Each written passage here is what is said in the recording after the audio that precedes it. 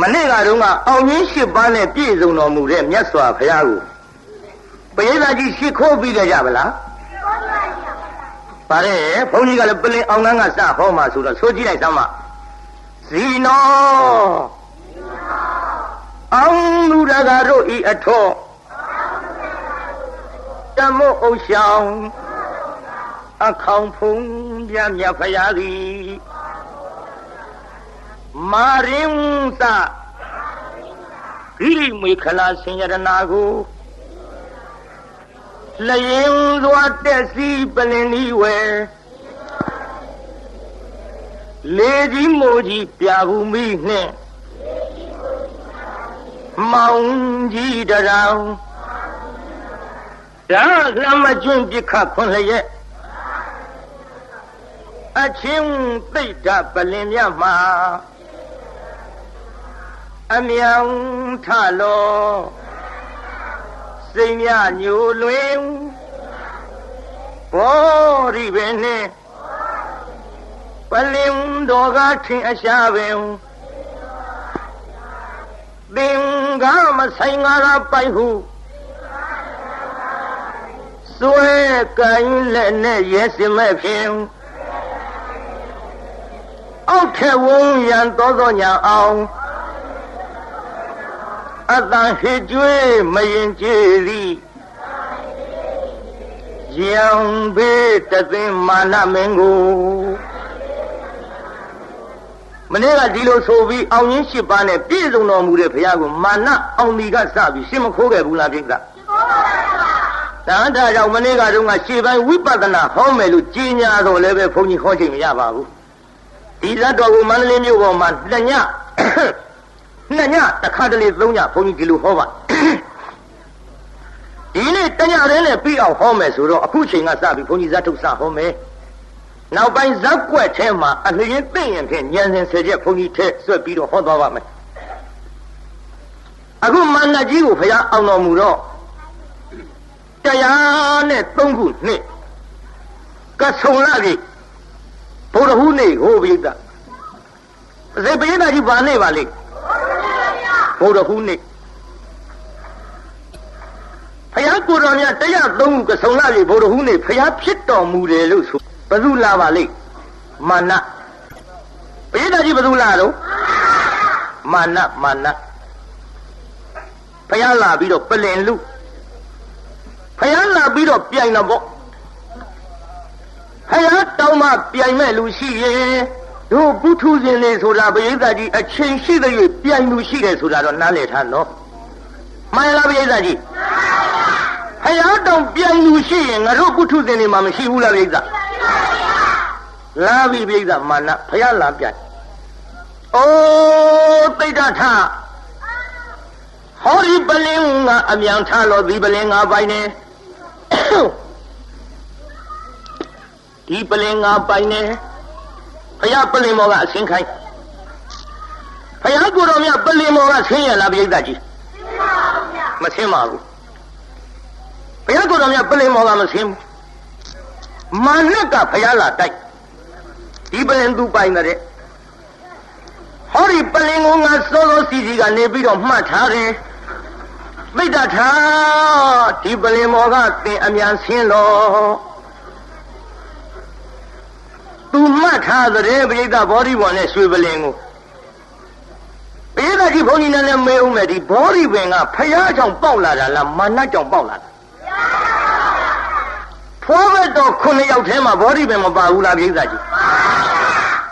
ဘာလဲနောက်ကတလုံးကြီးဆိုကြည့်သားမှလက်ချိုးပြီးတော့အာဘောကာယဆံရွှေကံဘယ်နှလုံးတော့အာဘောကာယဆံရွှေကံဒါဖွားဘက်တော့9ယောက်အာဘောကာယဆံရွှေကံပြောကြည့်သားမှအဓိပ္ပာယ်ကတော့အဲ့ဒီစလုံးလေးတွေထဲမှာကိုအဓိပ္ပာယ်ကကောက်ပြီးသားဖြစ်အာဆိုတာဘယ်သူလဲပြိဿကြီးအာနန္ဒာဒါလူကြီးပိုင်းကသိပါတယ်အာဆိုတာအာနန္ဒာဘောဆိုတာဘယ်သူလဲပြိဿကြီး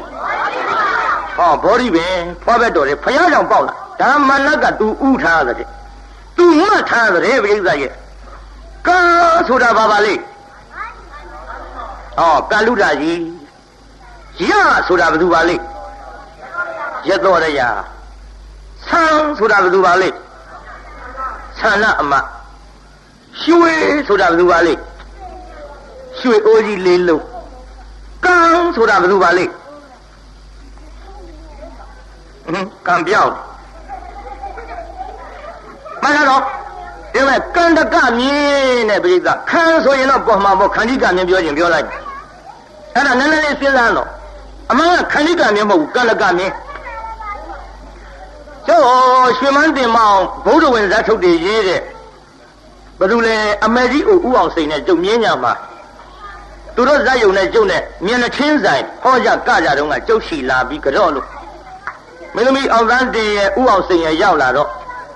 တခါကြီးအားလို့ခမရဇတ်ထုတ်တွေထဲမှာဟိုခန္ဓိကမြင်းလိုပဲပါနေပါလားဗျာတဲ့တပည့်တော်လည်းတတိလေခဖြစ်သွားတယ်မေ့သွားတော့ဗျာအမှန်တော့ခန္ဓိကမြင်းမှမဟုတ်ဘဲနဲ့ကန္တကမြင်းကန္တကမြင်းလို့တလို့ခေါ်တယ်ခန္ဓိကမြင်းလို့နည်းနည်းလေးမှားရွက်မှုဖြစ်နေတော့လူပြက်တွေကတော့တောင်ပြောင်းမြောက်ပြောကြခန္ဓိကမြင်းဆိုကြတဲ့ကမြင်းဒီမဟုတ်တော့ဘူးကွာဘာကွာနဲ့တောင်မြောက်လို့တွေဖြစ်ကုန်မှန်တယ်တော့သိချာမပြည့်စည်ကုန်တာပေါ့ပရိသတ်ကြီးကံဆိုတာဘာပါလဲကန္တကမြင်းနာကြီးနဲ့အောက်ကဓာတ်ရင်ကောင်းနဲ့ရေးရတယ်ကန္တကမြင်းအဲ့ဒါဖွားဘက်တော့9ယောက်အဲ့ဒီဖွားဘက်တော့9ယောက်ထဲမှာဘောရီပင်ဒီဖယားကိုတော်မြတ်အတွက်ပေါက်လာတာမှန်ပါလေတဲ့မာနကသူ့မှတ်ထားတယ်သိတာထားဒီပလင်ကအမြန်ထားလို့ဒီပလင်5ပိုင်းနဲ့ဖယားမစင်မာနကလည်းသေးသေးမဟုတ်ဘူးပြည်ကလက်ယုံပေါင်း1000ရှိပြည်ကကြီးမာနလက်ယုံပေါင်းဘယ်လောက်ရှိကြောက်စရာကြီးပေါ့ဖယားမကြောက်ပါဘူးခင်ဗျားတို့ကျွတ်တို့လို့ဆိုရင်မာနတမြင်လိုက်ရင်တက်သေးလောက်ပြင်မှာပေါ့ပြည်ကကြီးလက်ယုံပေါင်း1000ခင်ဗျားတို့ကျွတ်တို့လက်ယုံပေါင်း1000မပြောနဲ့လက်နှစ်ဖက်ချင်းပါတဲ့လူတောင်မှမေးစီကြီးကြိုက်ပြီးတော့တခါတည်းမျက်လုံးကြီးပြူးပြီးတော့လက်ပြီးနှစ်ဖက်ကြစ်ပေါင်းဆိုဟေကောင်မင်းသေးတော့ကွာလို့အမတော်ကြောက်သေးတာ1000မပြောနဲ့နှစ်ချောင်းနဲ့လူချင်းတောင်တခါအတော်ကြောက်မိဒါကြောင့်မာနတခင်ဗျားတို့ကျွတ်တို့မြင်လိုက်ရင်တက်သေးလောက်ဖယားကိုတော်မြတ်ကတော့လောက်ပါဘူးဒီပလင်ကအမြန်ထားလို့မာနကအထခိုင်းပေသည်ဖယားထတော်မမူမာနကအခိုင်းပေသည်ဖယားထတော်မမူမာနကအသင်းခိုင်းပေမဲ့လို့ပလင်မောကဖယားဆင်းတော်မမူ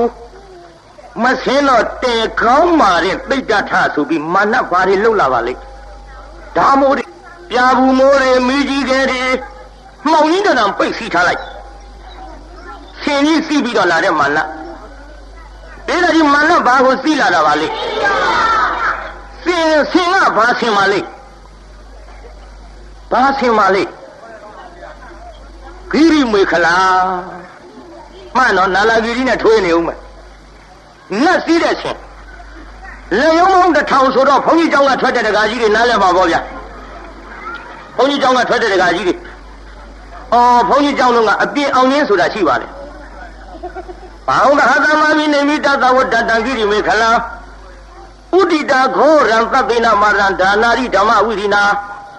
ဇိတဝါမှုနေတော်တန်တေဇဇဘဝတုမေဇယမင်္ဂလင်္ကာအပြည့်အောင်ခြင်းကျွတ်တုသင်ခဲ့ရဘာအောင်ဟတဆိုတော့လက်ယုံပေါင်း1000စီးလာတဲ့ဆင်ကဂိရိမေခလာဆင်ကြီးအဲ့ဒီဆင်ကြီးစီးလာပြီးတော့ဖယားကိုဓာမို့လှမို့မိကြီးမို့တွေရွာချပြီမယ်လို့ဖယားကိုတော်မြတ်ကမကြောက်ပါသူပြစ်တဲ့လက်နဲ့တွေကလည်းပဲဖယားကိုတော်မြတ်ကငါတို့ကိုလက်နဲ့မှန်းပြီးသွားရင်ရှက်စရာကြီးတဲ့လက်နဲ့တွေကစိတ်မရှိတော့လဲရှိတဲ့ကဲ့သို့အသက်မရှိတော့လဲရှိတဲ့ကဲ့သို့လက်နဲ့မှန်းပြီးရင်ရှက်စရာကြီးဆိုပြီးတော့ဖယားခြေတော်ရင်းမှာပေါက်အသွင်တွေပြောင်းပြီးတော့ရောက်ကြဒါကြောင့်ဘိသိက်ဆရာတွေဘာတွေပလင်အောင်ကန်းပေါက်အကြောင်းပြောခြင်းဒီကစရအဲ့ဒါလိုလက်လက်တွေပြစ်တော့ဘုရားကိုယ်တော်မြတ်ကတုံ့နှီဘောနဲ့မလာရဲ့မင်းတို့ချင်းလာလို့ငုတ်တို့ကမထားဘူးပြီးတော့ဒီဘုရားကိုယ်တော်မြတ်ထားတော်မူရဲ့လား ဖယားကိုတော်မြတ်မထတော့မာနကနောက်လှည့်ကြည့်လိုက်တော့သူ့တက်တွေကအများကြီးကိုဘိကနတ်စစ်သားတွေ1000ကျော်1000ဆိုတာမှန်းပြောလိုက်တာပါကမှလည်းမဟုတ်ပါဘူးနတ်စစ်သားတွေအများကြီးနဲ့ဖယားလာပြီးတော့တိုက်ကြည်ရန်ဂေါရမသူ့တယောက်ထဲငါနောက်ကသက်တွေအများကြီးယုံသွားဂတ်သွားမှန်ကန်တဲ့သက်တွေလိုချင်တဲ့မာနကဒါတော့သူကသက်တွေထူလိုက်ဒီပလင်မသူပိုင်ရောမာနကអော်လိုက်အမလေးဟောဒီပလင်မနကြီးပိုင်နေနောက်ကသူကျွေးမွေးပေးကမ်းထားတဲ့ဘယ်ကတော်ကပေါ့ဘယ်ကတော်ဆိုတာသူများပြောလို့ပြောတာကျုံမသိဘူးနောက်ကဟာတွေနဲ့တူပါရဲ့ပြောရတာကိုဗျဘယ်ကတော်ဆိုတာနောက်ကဟာတွေပေါ့ခင်ဗျားတို့လည်းသိကြပါလေကျွတ်တို့တော့ပြောတာကြားဘူးတာနဲ့ထဲပြောရအင်္ဂလိပ်စာကလည်းသင်ဘူးတာမဟုတ်ဘူးမသင်ဘူးပဲမလို့ BA လောက်တော့ကျုပ်အောင်ပါတယ် BA အောင်တယ်ဆိုလို့အထင်မကြီးနဲ့ B နဲ့ A နှလုံးနဲ့ပဲအောင်တာဒီပြင်မသိဟုတ်တယ်ဘုန်းကြီးအောင်တာပြောရတာကိုဗျနော်ဒီတော့တချို့ကလည်းကိုယ်စကားမဟုတ်ဘဲနဲ့လည်းယူသုံးနေကြတာဒီအများကြီးပေါ့အခုကြည့်ပါလားတရားနာပြေတော့ဟောတယ်ဖို့ရမတ်ဝါရ2ပင်ရှိဝါရ2ပင်ထိမှလင်း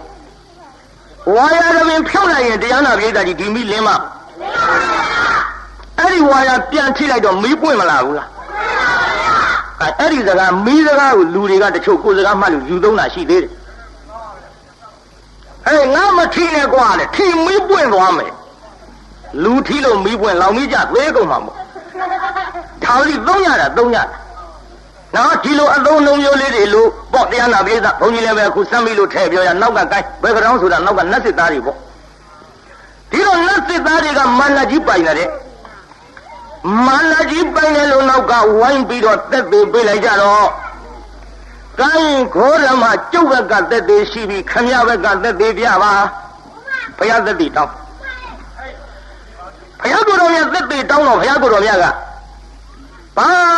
မှမပြဘူးပြိဿမြေကြီးလက်ထောက်ပြပါတယ်ပိဿကြီးဘုရားကိုယ်တော်မြတ်ဘာလက်ထောက်ပြပါလဲမြေကြီးလက်ထောက်ပြတယ်နော်ကျွတ်တို့အခုမိတ္တကတရားပွဲပြင်ရောက်ကြတဲ့အဖွဲ့သူအဖွဲ့သားတွေ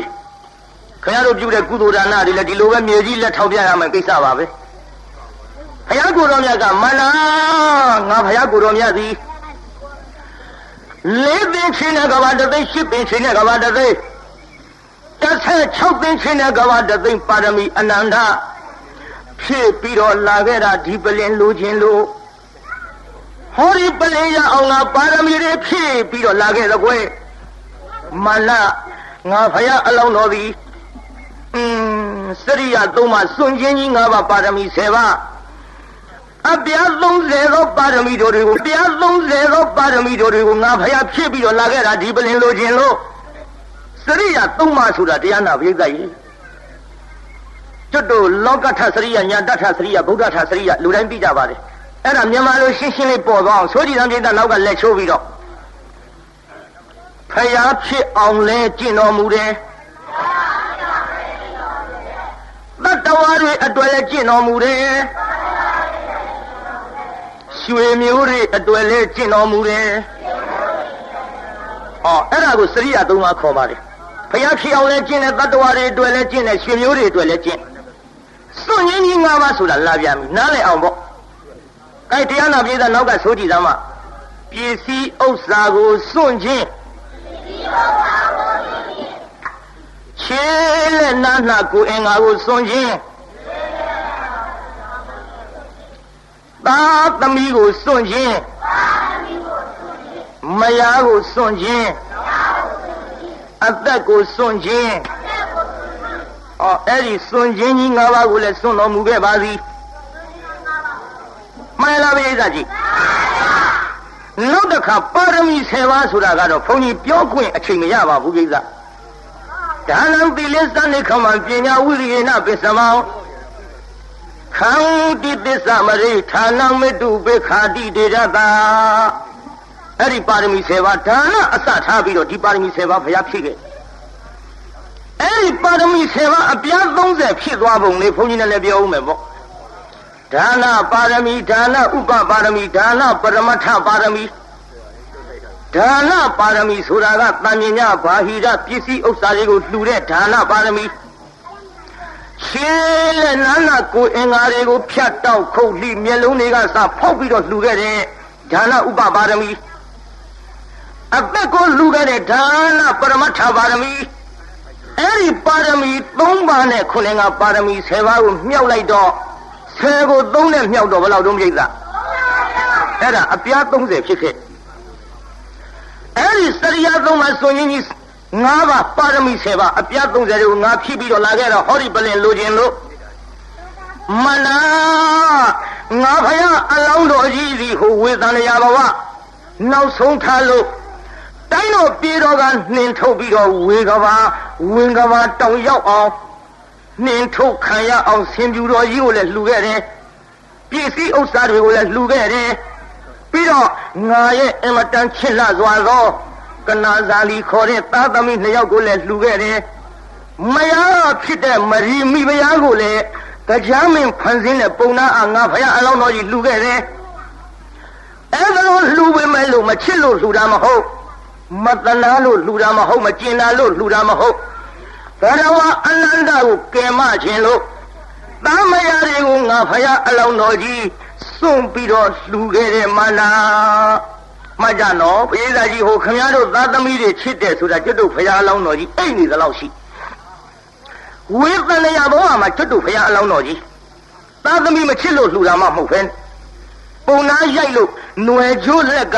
ယုံပြီးကျုပ်ပြတ်ထွက်လာတော့ခမဲတော်ထံပြန်အရောက်ဝလဲတော်လေးတွေသွေးစိမ့်နဲ့ကပ်နေတာမြင်လိုက်တော့သွေးအတိပြီးတဲ့မျက်ရည်ကြ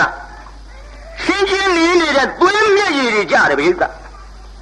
ခင်ဗျားတို့သားသမီးချစ်တယ်ဆိုတာကျွတ်တို့ဖယားလောင်းတော်ကြီးနဲ့ရှင်လို့မရပါရပါမလားဗျာကြီး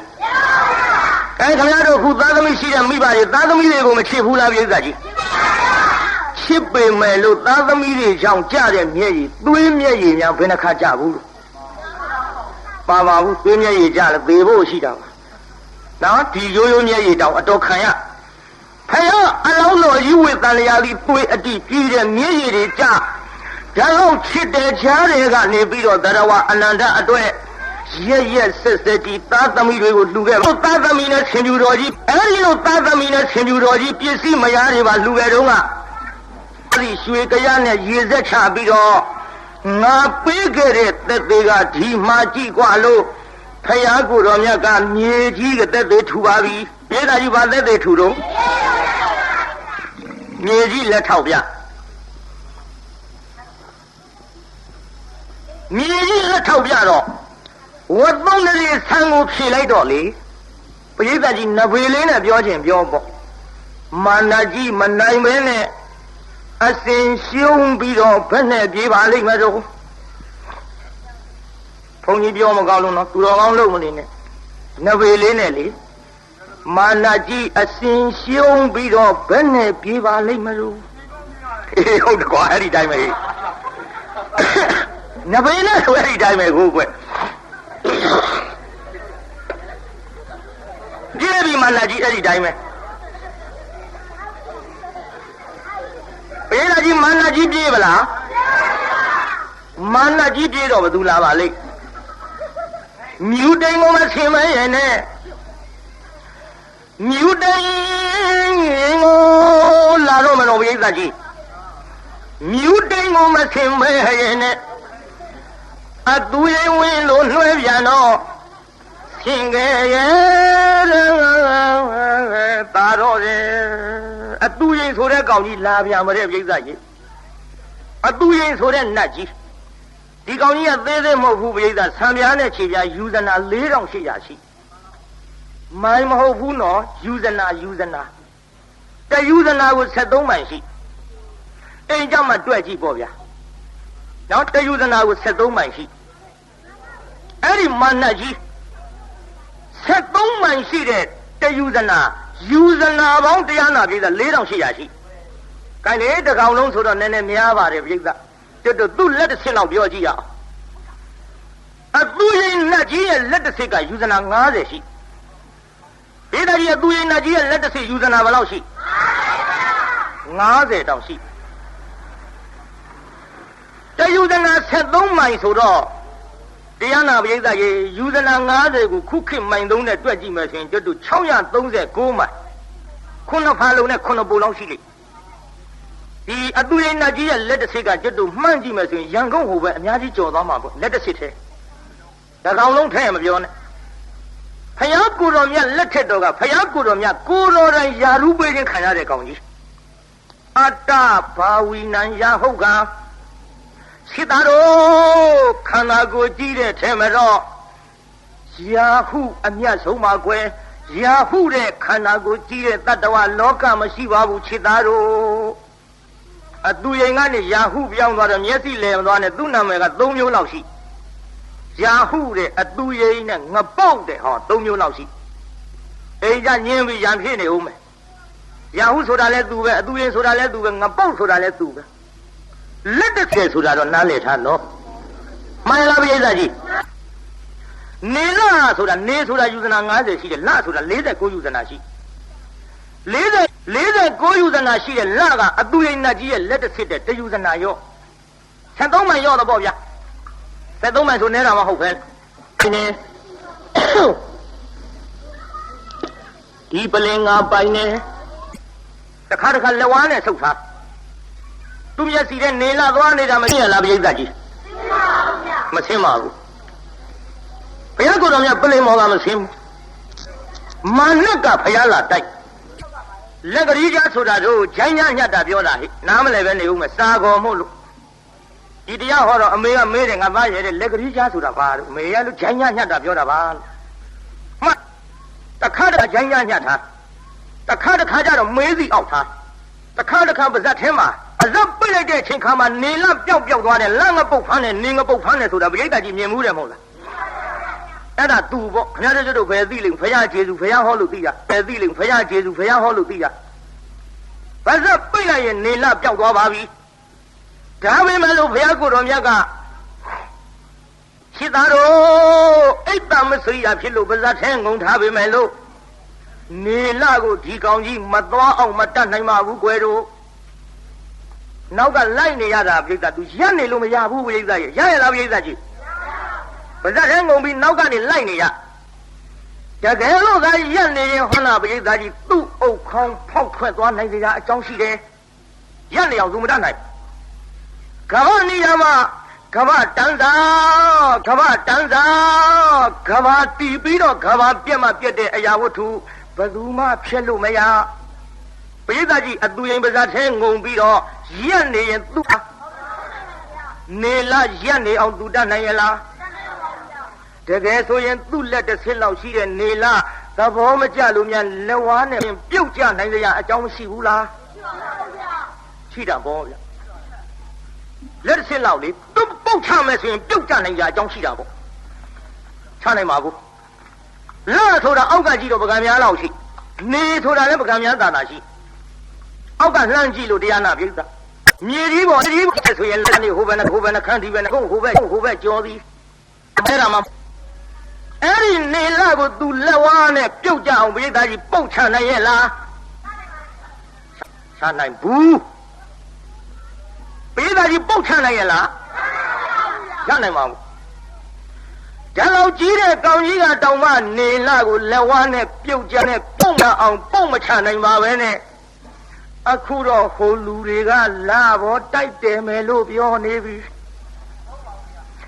အဲမလို့တဲ့တော့ဒါပတိကိုတကာတကမတွေဆိုတော့နည်းနည်းသတိပေးကြရမကြည့်ရှောင်ရလာတာတဲ့ရဲ့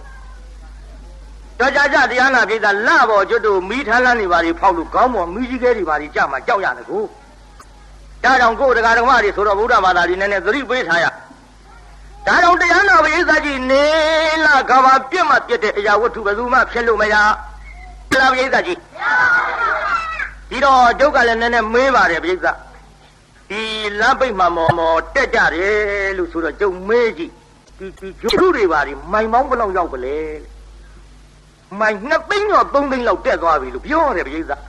တိတိကျကျသိလို့လားအကြလားတော့မသိဘူးပေါ့ကျုပ်တို့လည်းလေဖန်တန်းသိနေရတာကိုအဲ့ဒါလို့မိုင်3သိန်းကျော်လောက်ရောက်တယ်ဆိုတော့ကျုပ်ကစဉ်းစား ဒီလပိတ်မှန်ကကျွတ်တို့အောက်ကနေကြည့်ရင်တရားနာပြီလားမြင်းမို့တောင်က8400ရှိပါတယ်တောင်စဉ်9ထပ်မှာအမြင့်ဆုံးဖြစ်တဲ့ယူကန်တို့တောင်ကကျွတ်တို့မြင်းမို့တောင်တစ်ဝက်ရှိမြင်းမို့တောင်တစ်ဝက်ဆိုတော့မြင်းမို့တောင်က8400တစ်ဝက်ခွဲလိုက်တော့ပြိဿကြီးယူဇနာဘယ်လောက်ရှိ4200ခင်းပါအဲ့ဒီ4200ရှိတဲ့ယူကန်တို့တောင်ထိပ်ကနေလာတို့လက်ရည်လှည့်ပြီးတော့သွားကြဒီတော့တရားနာပြိဿရေယူဇနာပေါင်း4200မြင့်နေတဲ့နေလာကျွတ်တို့မိုင်ပေါင်းနဲ့တွက်ကြည့်မယ်ဆိုရင်9သိန်းကျော်6သိန်းလောက်တော့ရှိမှာပေါ့ဒါမှန်ပြောနော်မှန်ပြောအိမ်ကျတွက်ကြည့်ပေါ့ဗျာဘယ်လောက်မြင့်နေဆိုတာသိချင်ရင်တယူဇနာကို73မိုင်ရှိယူဇနာပေါင်း4200ကိုတယူဇနာ73မိုင်နဲ့မြောက်ကြည့်ပေါ့အဲ့ဒါအိမ်ကျတိတိကျကျသိချင်ကျောင်းမမြောက်နိုင်ဘူးလေကျောင်းမြောက်လို့လည်းတရားဟောရမှာမဟုတ်ဘူးနော်ဒါကြောင့်9သိန်းကျော်6သိန်းလောက်မှန်ပြောတာပါပြိဿဟိုခြင်းလဲပုံမှာလိုခြင်းလဲလိုမှာပါဒါ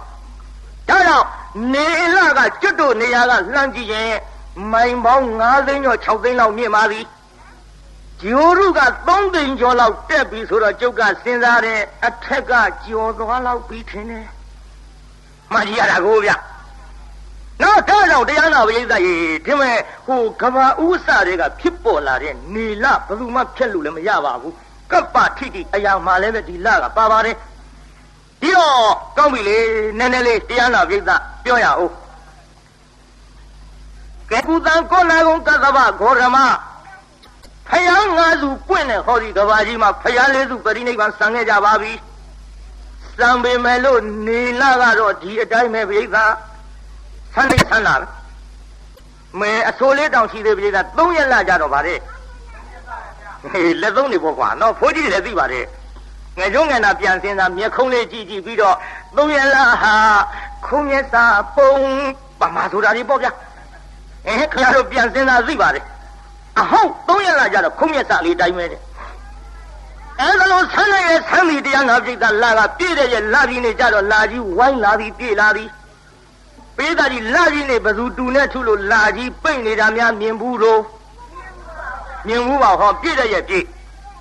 ဆုတ်တဲ့ရဲ့ကြတော့ဆုတ်သွားတယ်ပိဿကြီးဆုတ်တယ်ဆိုတာယော့သွားတဖြည်းဖြည်းယော့ပြီးတော့သွားလိုက်တာလာခွေနေ့ဆိုတဲ့နေ့ကြတော့ပိဿကြီးလာမြင်ရသေးလားအဲ့ဒီနေ့ဘသူဆွဲထုတ်ပြနိုင်သေးတုံးပိဿ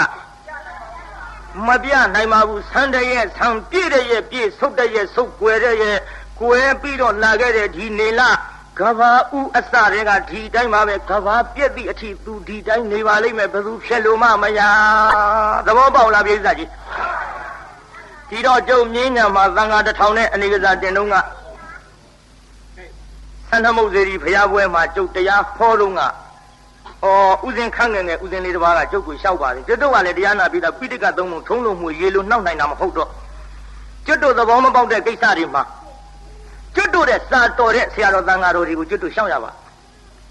နော်အခုတိပိဋကဆရာတော်ဘုရားတို့အေကမပါဠိတဆရာတော်ဘုရားကြီးတွေတို့စာရဘုန်းကြီးတွေတို့အခုမန္တလေးမြို့ပေါ်မှာကျွတ်တို့အမိသဟဲပြုထားတဲ့စာရဘုန်းကြီးတွေတို့အခုမန္တလေးမြို့ပေါ်မှာကျွတ်တို့အမိသဟဲပြုထားတဲ့ကျွတ်တို့စာတက်ခဲ့တဲ့စာရဆရာတော်တွေတို့ဒါတွေကိုကျွတ်တို့ရှောက်ရပါကျွတ်တို့လည်းမိသလောက်နဲ့ဟောနေရတာပြိဿတက်လို့ဟောနေတာမဟုတ်ဘူးကျွတ်တို့တဲ့တက်တဲ့ဆရာတော်သံဃာတော်တွေကဗမာပြည်မှာအများကြီးရှိဒီတော့ကျွတ်တို့မမိတဲ့ညံမမိတဲ့အရာဝတ္ထုကြတော့ဆရာတော်တွေရှောက်ရ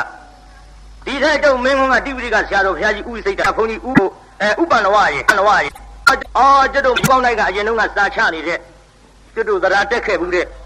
ကျုပ်ကခမကန်လိုက်နေတာကိုဗျရွှေလောင်းရောက်အဲ့ဒီမိုးကောင်းတိုင်းမှာသွားပြီးတော့စာတက်တုန်းကဥပန္တိရေအဲ့ဒီဥပန္တိရေကျွတ်တို့အေကမပန္နိတဥသောဘီရေကျွတ်တို့ရွှေရဲဆောင်ဥပန္နဝကြီးပြန်တော်မမူခင်ကဥပန္နဝရေတိပိဋကဆရာတော်ဘုရားရေဟောကျွတ်တို့ပခုတ်ကူကတိုက်အုပ်ဘုန်းကြီးဖြစ်တဲ့ဥနန္တိယဆရာတော်ဘုရားရေဆရာတော်ကြီးတွေဆုံရတော့ကျုပ်ကအငယ်ဆုံးကလေးလေးလောက်ဖြစ်နေလို့ကျုပ်ကတိပိဋကဆရာတော်ဘုရားရှောက်မိဆရာတော်ဘုရားတော့ခုတပည့်တော်တို့ဘုန်းကြီးကျွတ်တို့ဥပန္နဝရေ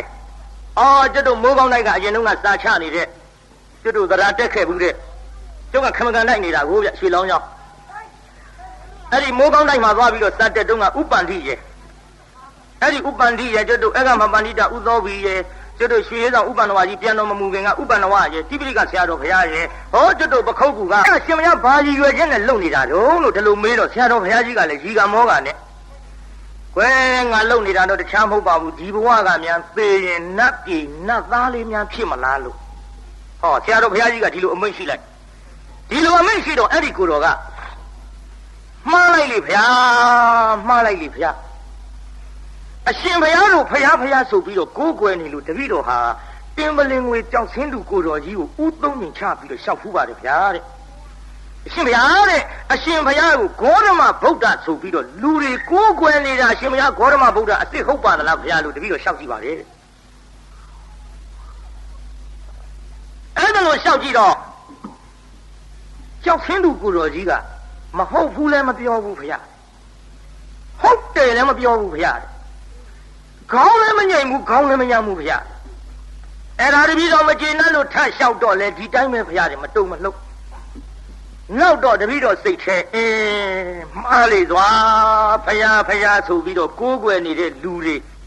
မှားလေစွာငါလည်းပဲအခုနှစ်ကြိမ်လျှောက်ကြည့်တယ်ကြောက်ဆင်းလူကိုတော်ဒီမတုံမလှုပ်သုံးကြိမ်ထိအောင်လျှောက်လို့ရှိရင်တော့ဖြင့်ငါပါထိုမှားတဲ့လူတွေတဲ့ရောမှားတော့မှာပဲဆိုပြီးတော့ဒီအသုံးလုံးမျိုးကိုသုံးလို့ဆရာတော်ဘုရားမတုံမလှုပ်သုံးကြိမ်ထိအောင်လျှောက်လို့ရှိရင်တော့ဖြင့်ငါပါထိုမှားတဲ့လူတွေတဲ့ရောမှားတော့မှာပဲဆိုပြီးတော့ဒီအသုံးလုံးမျိုးကိုသုံးလို့ဆရာတော်ဘုရားလို့တပည့်တော်တို့တော့လူငယ်တွေဖြစ်နေသည့်အတွက်ဘုရားသားတော်ယဟန်ဖြစ်နေတဲ့ယဟန်တစ်ပါးသူကယဟန်ပဲလားဗျယဟန်ပဲဘုရားယဟန်ပဲဆိုရင်ဥဇတိလားတဲ့ဖယားသားတော်ဖြစ်ပြီးသိက္ခာပုဒ်တွေထမ်းနေပါလေကနဲ့ဖယားသားတော်ယဟန်တစ်ပါးကဖယားကိုဒီလိုဒီအသုံးလုံးမျိုးတွေကိုပြောတယ်ဆိုရင်တော့ဥဇတိလားတဲ့ထိုပုဂ္ဂိုလ်ရဲ့အပေါ်မှာဝေလဲမဝေပါမှာနဲ့ရှင်းလည်းမရှင်းရပါနဲ့စဉ်းလည်းမစဉ်းစားပါနဲ့မျက်နှာချင်းလည်းမဆိုင်ရပါနဲ့ဥဇတိအဲ့ဒီပုဂ္ဂိုလ်တန်မြင်ညမဟုတ်ဘူးဥဇတိလားရဲ့တဲ့ဆရာဝန်ကောင်းကောင်းကြီးတွေနဲ့ဓမ္မနေပါကြီးရိုက်ပြီးတော့စမ်းသပ်ဖို့ကောင်းတယ်ဟောမှန်တော့ပညာရှိစကားကျုပ်စက်လင်းလို့ထည့်ပြောနေတာပညာရှိစကားကျုပ်စက်လင်းလို့ထည့်ပြောနေတာတိပိဋကဆရာတော်ဒီတိုင်းမရှိဘူးပါအဲ့ဒါကျုပ်ကရည်တာဗောပြိဿရည်တော့ဥစိတ်တာကဥစတိလဘာသဘောကြတာတော့နဲ့တပည့်တော်ရိပ်မိပါပြီခင်ဗျာလို့ဓမ္မနေပါကြီးရိုက်ပြီးဆရာဝန်ကောင်းကောင်းကြီးတွေနဲ့စမ်းသပ်ကြည့်ဖို့လိုတယ်ဆိုကြတဲ့ကူကတရားနာပိဿအုံနောက်မကောင်းဘူးနှလုံးမကောင်းဘူးရှင်းတော့ပညာရှိမို့လို့ပြောမကောင်းလို့ယူနေတယ်လို့ဆိုလိုက်ချင်းပါပြိဿဒါကြောင့်ကျွတ်တို့အဲ့ဒါလို့ညံမမီတဲ့ကိစ္စတွေမှာအင်မတန်ကျွမ်းကျင်တော်မူကြတဲ့ဆရာတော်တန်ဃာတော်ကြီးတွေစာကြဘုန်းကြီးတွေထားမှာကျွတ်တို့လည်းမင်းမြန်ယူရသမြဲပြိဿဒါကြောင့်အဲ့ဒီတုန်းကဥစဉ်လေးတစ်ပါးကကျုပ်မေးတော့ကျုပ်ကလည်းကျုပ်သိသလောက်တော့ဖြေခဲ့ပါတယ်ပြိဿအေးကွာလို့ညကြတော့ငါအတူရင်အဲ့ဒီကြမှာမင်းနာထောင်ပါလားလို့ငါသိသလောက်တော့ဟောသွားမှာပေါ့လို့ဒီလက်ပိတ်မှာမဂျိုရုတက်တယ်ဆိုတာလက်ပိတ်မှာအကြောင်းကိုတပည့်တော်သိချင်လို့တဲ့မင်းကဘာလို့သိချင်တာတော့ဆိုတော့တပည့်တော်ဆုံးကအိမ်ကဒကမာကြီးကလက်ပြီးတော့ဆုံးကအိမ်ကဒကမာကြီးကလက်ပိတ်မှာမဂျိုရုတက်တာရောက်သလားလို့မေးနေတယ်အဲ့ဒါတပည့်တော်ခြာလပတ်လဲသွားလို့တဲ့ဟောလွယ်ပါတယ်ကွာလို့အရှင်မရလွယ်နေတပည့်တော်ဖြင့်ဖျားတဲ့အုံနောက်ကိုကြိုက်သွားတာပဲမကြိုက်ပါနဲ့ကွာလို့ဒီလိုမေးပေါ်လို့သူ့ပြန်မေးရတယ်လက်ပိတ်မှာမဂျိုရုတက်တာရောက်သလားမေးတော့ဂျိုတက်တာရောက်သလားမေးခမရပြန်မေးလက်ပိတ်မှာမဂျိုရုတက်တာဒကမာကြီးမြင်ဘူးသလားလို့မေးပေါ်လို့ဘူးဖြစ်မှာဘောဗျာအေးလေသူမင်းကလည်းဒီလိုပြန်ပြောပေါ်လို့လက်ပိတ်မှာမဂျိုရုတက်တာဒကမာကြီးလည်းမမြင်ဘူးကျုပ်လည်းမမြင်ဘူးမမြင်ဘူးတဲ့အကန့်ရင်ခမရဘာပြုတ်မဲ့ကျုပ်မေးတုံးလို့ပြောပေါ်လို့ကျုပ်ကဒီတိုင်းပဲသူ့ပြောလိုက်ညကြငါထည့်ပြောပါမယ်ကွာဆိုပြီးတော့ကျွတ်တို့သိသလောက်နဲ့ဒီလောက်ထိအောင်တော့ဖြင့်ဘုန်းကြီးတို့ဟောခဲ့ဘူးပါတယ်ပြိဿလက်ပိတ်မှာမဂျိုရုတက်တယ်ဆိုတာမရောက်ဘူးရောက်တယ်ညင်းနေကြလိုသလားပြိဿကြီးဟောကို့အလုတ်ကောဟုတ်ရလားပြိဿ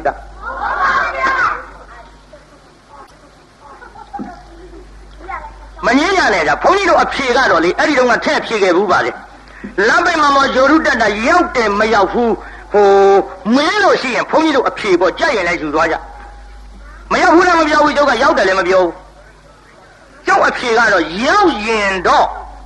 ရောက်မှာပဲဒါပဲရောက်ချင်ရင်မဟုတ်ဘူးနော်ဘေးသားကြီးရောက်ချင်ရင်ဆိုရင်တော့လက်ပိတ်မှာမရောက်ချင်လို့သာရောက်ရင်ကျုပ်နေချင်းပြန်တစ်ခေါက်လောက်သွားခြင်းရောက်ချင်ရင်မဟုတ်ပါဘူးရောက်ရင်တော့ရောက်မှာပဲဒီတော့ကျုပ်စကားမပြီးသေးဘူးပေါ့ဗျာရောက်ရင်တော့ရောက်မှာပဲဆိုရင်ဘေးသားကြီးမရောက်ရင်တော့ ခင်ဗျားတို့ပြောတာလို့ပေါ့ဗျာသိတော့သိပါတယ်ကွာဒါပေမဲ့ဆိုတာလို့ဆုံးရောက်ရင်တော့ရောက်မှာပဲဆိုရင်မရောက်ရင်တော့မရောက်ဘူးအဲ့တော့တရားနာပြေးတာညင်းမနေနဲ့မရောက်ဘူးရောက်တယ်လာပေးမှာမဟုတ်ဂျိုရုတက်တာရောက်တယ်ကွာဒီလိုပြောတဲ့လူကြတော့ဖြေလိုက်ဖို့ကွာရောက်ရင်တော့ရောက်မှာပေါ့မင်းရောက်တယ်လို့လေရောက်ရင်တော့ရောက်မှာပေါ့ကွာဒီလာပေးမှာမဟုတ်ဂျိုရုတက်နေပြီကွာမရောက်ရင်တော့မရောက်ပါဘူးကွာဟာမင်းမရောက်ရမှာတော့ကွာလေရောက်ရင်တော့ရောက်မှာပေါ့ကွာသူ့ဖာသူဥကြောင်ဆောင်ကိုဖြည့်ရောအငင်းမနေနဲ့တော့ကျွတ်တော့မြင်းညာတော့ယုံတဲ့လူနဲ့မယုံတဲ့လူလည်းဖက်ရဆိုင်သူတက်နေပြီကွာမရောက်ရင်တော့မရောက်ပါဘူးကွာဟာမင်းမရောက်ရမှာတော့ကွာလေရောက်ရင်တော့ရောက်မှာပေါ့ကွာသူ့ဖာသူဥကြောင်ဆောင်ကိုဖြည့်ရောအငင်းမနေနဲ့တော့ကျွတ်တော့မြင်းညာတော့ယုံတဲ့လူနဲ့မယုံတဲ့လူလည်းဖက်ရဆိုင်ကလထိုင်နဲ့ရိုက်တာဆေးရုံတင်လိုက်ရဗျာတပြားမှလည်းမရဘူးတစိမ့်မှလည်းမဆန်းရဘဲနဲ့ဘာလို့လို့ရံဖြစ်ချင်ကြတော့ဒါကြောင့်ကျွတ်တို့ဖြေကတော့ရောက်ရင်တော့ရောက်မှာပဲမရောက်ရင်တော့မရောက်ဘူးနော်ဒါညင်းနေကြလို့လည်းမဟုတ်ဘူးလောကစိတ်နာနတ်စိတ်နာလောကကြီးအကြောင်းဆိုတာကြံစီရင်ယူသွားမယ်ပြိတ္တာကြံစီရင်ယူသွားနိုင်ကျွတ်တို့ဟောအဲ့ဒီခေမကန်လိုက်နေတော့ကစာကြဘုန်းကြီးကိုကျွတ်တို့အခုပြန်တော်မူသွားတဲ့မိုးသားဆရာတို့ဥပညာကိုကျွတ်တို့လျှောက်ဖူးပါအဲ့ဒီဥပညာကိုကျွတ်တို့လျှောက်တော့ဗျာလို့တပည့်တော်တို့ဟိုဘက်က9ပါးဒီဘက်က9ပါးဗျာဘုရားကမြတ်တယ်တရားကမြတ်တယ်ညင်းနေကြလို့ဗျာသူများတွေပြန်သွားကျွတ်တို့မပြန်ဘူးမောင်စင်းတို့ပြန်ရလေတပည့်တော်တို့ဗျာဟိုဘက်9ပါးဒီဘက်9ပါးဘုရားကမြတ်တယ်တရားကမြတ်တယ်ညင်းနေလို့ဗျာဘုရားဖြစ်တယ်လေဒီတရားကျင့်လို့ကွာတရားကမြတ်တယ်ဟို9ပါးလည်းမဟုတ်ဘူးကွာဒီတရားတွေကဘုရားကဟောထားတယ်ဟေးဘုရားဟောမှမဟုတ်ဘူးကွာတရားကအရင်တော့ကရှိနေတာဒီတရားကျင့်လို့ဘုရားဖြစ်တာကွာအဲ့ဒီညင်းတဲ့အကြောင်းလျှောက်တော့စာကြဘုန်းကြီးကကျွတ်တို့ဘာပြောတဲ့ထင်တော့ပြိတ္တာဟဲ့မဝစင်းတို့ကတော့အယူတွေဟောကျွတ်တို့အယူတွေဆိုပြီးကျောင်းတော်ကနှင်ချအဲ့ဒါကျွတ်တို့ကကြောင်းကြတော့ဟိုဆရာတော်ကိုလျှောက်ကြည့်တပည့်တော်တို့ဗျာလို့ဒီလိုစာကြဘုန်းကြီးကိုမသိလို့တပည့်တော်တို့တွားမေးတော့အယူတွေလို့ဆင်းညဆိုပြီးတော့ငေါက်ချတယ်ဗျကျောင်းကဆရာတော်ကြတော့ပိုဆိုးနေအငင်းလာတော်သေးခွေးကားလောက်ပြီးရောစင်ရောကမ္မဝိပါကိုအစိမ့်နေရောမကြံစီအပ်တယ်အရာတွေဆိုတာမကြံစီတတ်နဲ့ယူရင်လည်းယူတတ်တယ်ရံဖြစ်ပြီးတပ်ပွင့်ရိုက်ပွင့်ရင်လည်းဖြစ်တတ်တယ်ကိုယ်အလုံးမဟုတ်ဘုဟုတုတ္တစက်လင်းလို့ကျွတ်တို့ထည့်ပြောတာပါကဲအဲ့ဒါလောက်ဖြစ်အောင်တရားနာပေးစားရေးဘယ်လိုမှဖြည့်စီလို့မရပါမယ်လို့နေလာကိုပါဇက်ထဲငုံနိုင်တဲ့အတူရကြီးကဖယားထံလာပြီလာပြလိုက်အထဲငုံနိုင်တဲ့ကောရမဖယားပွင့်တယ်ဒါပေမဲ့လို့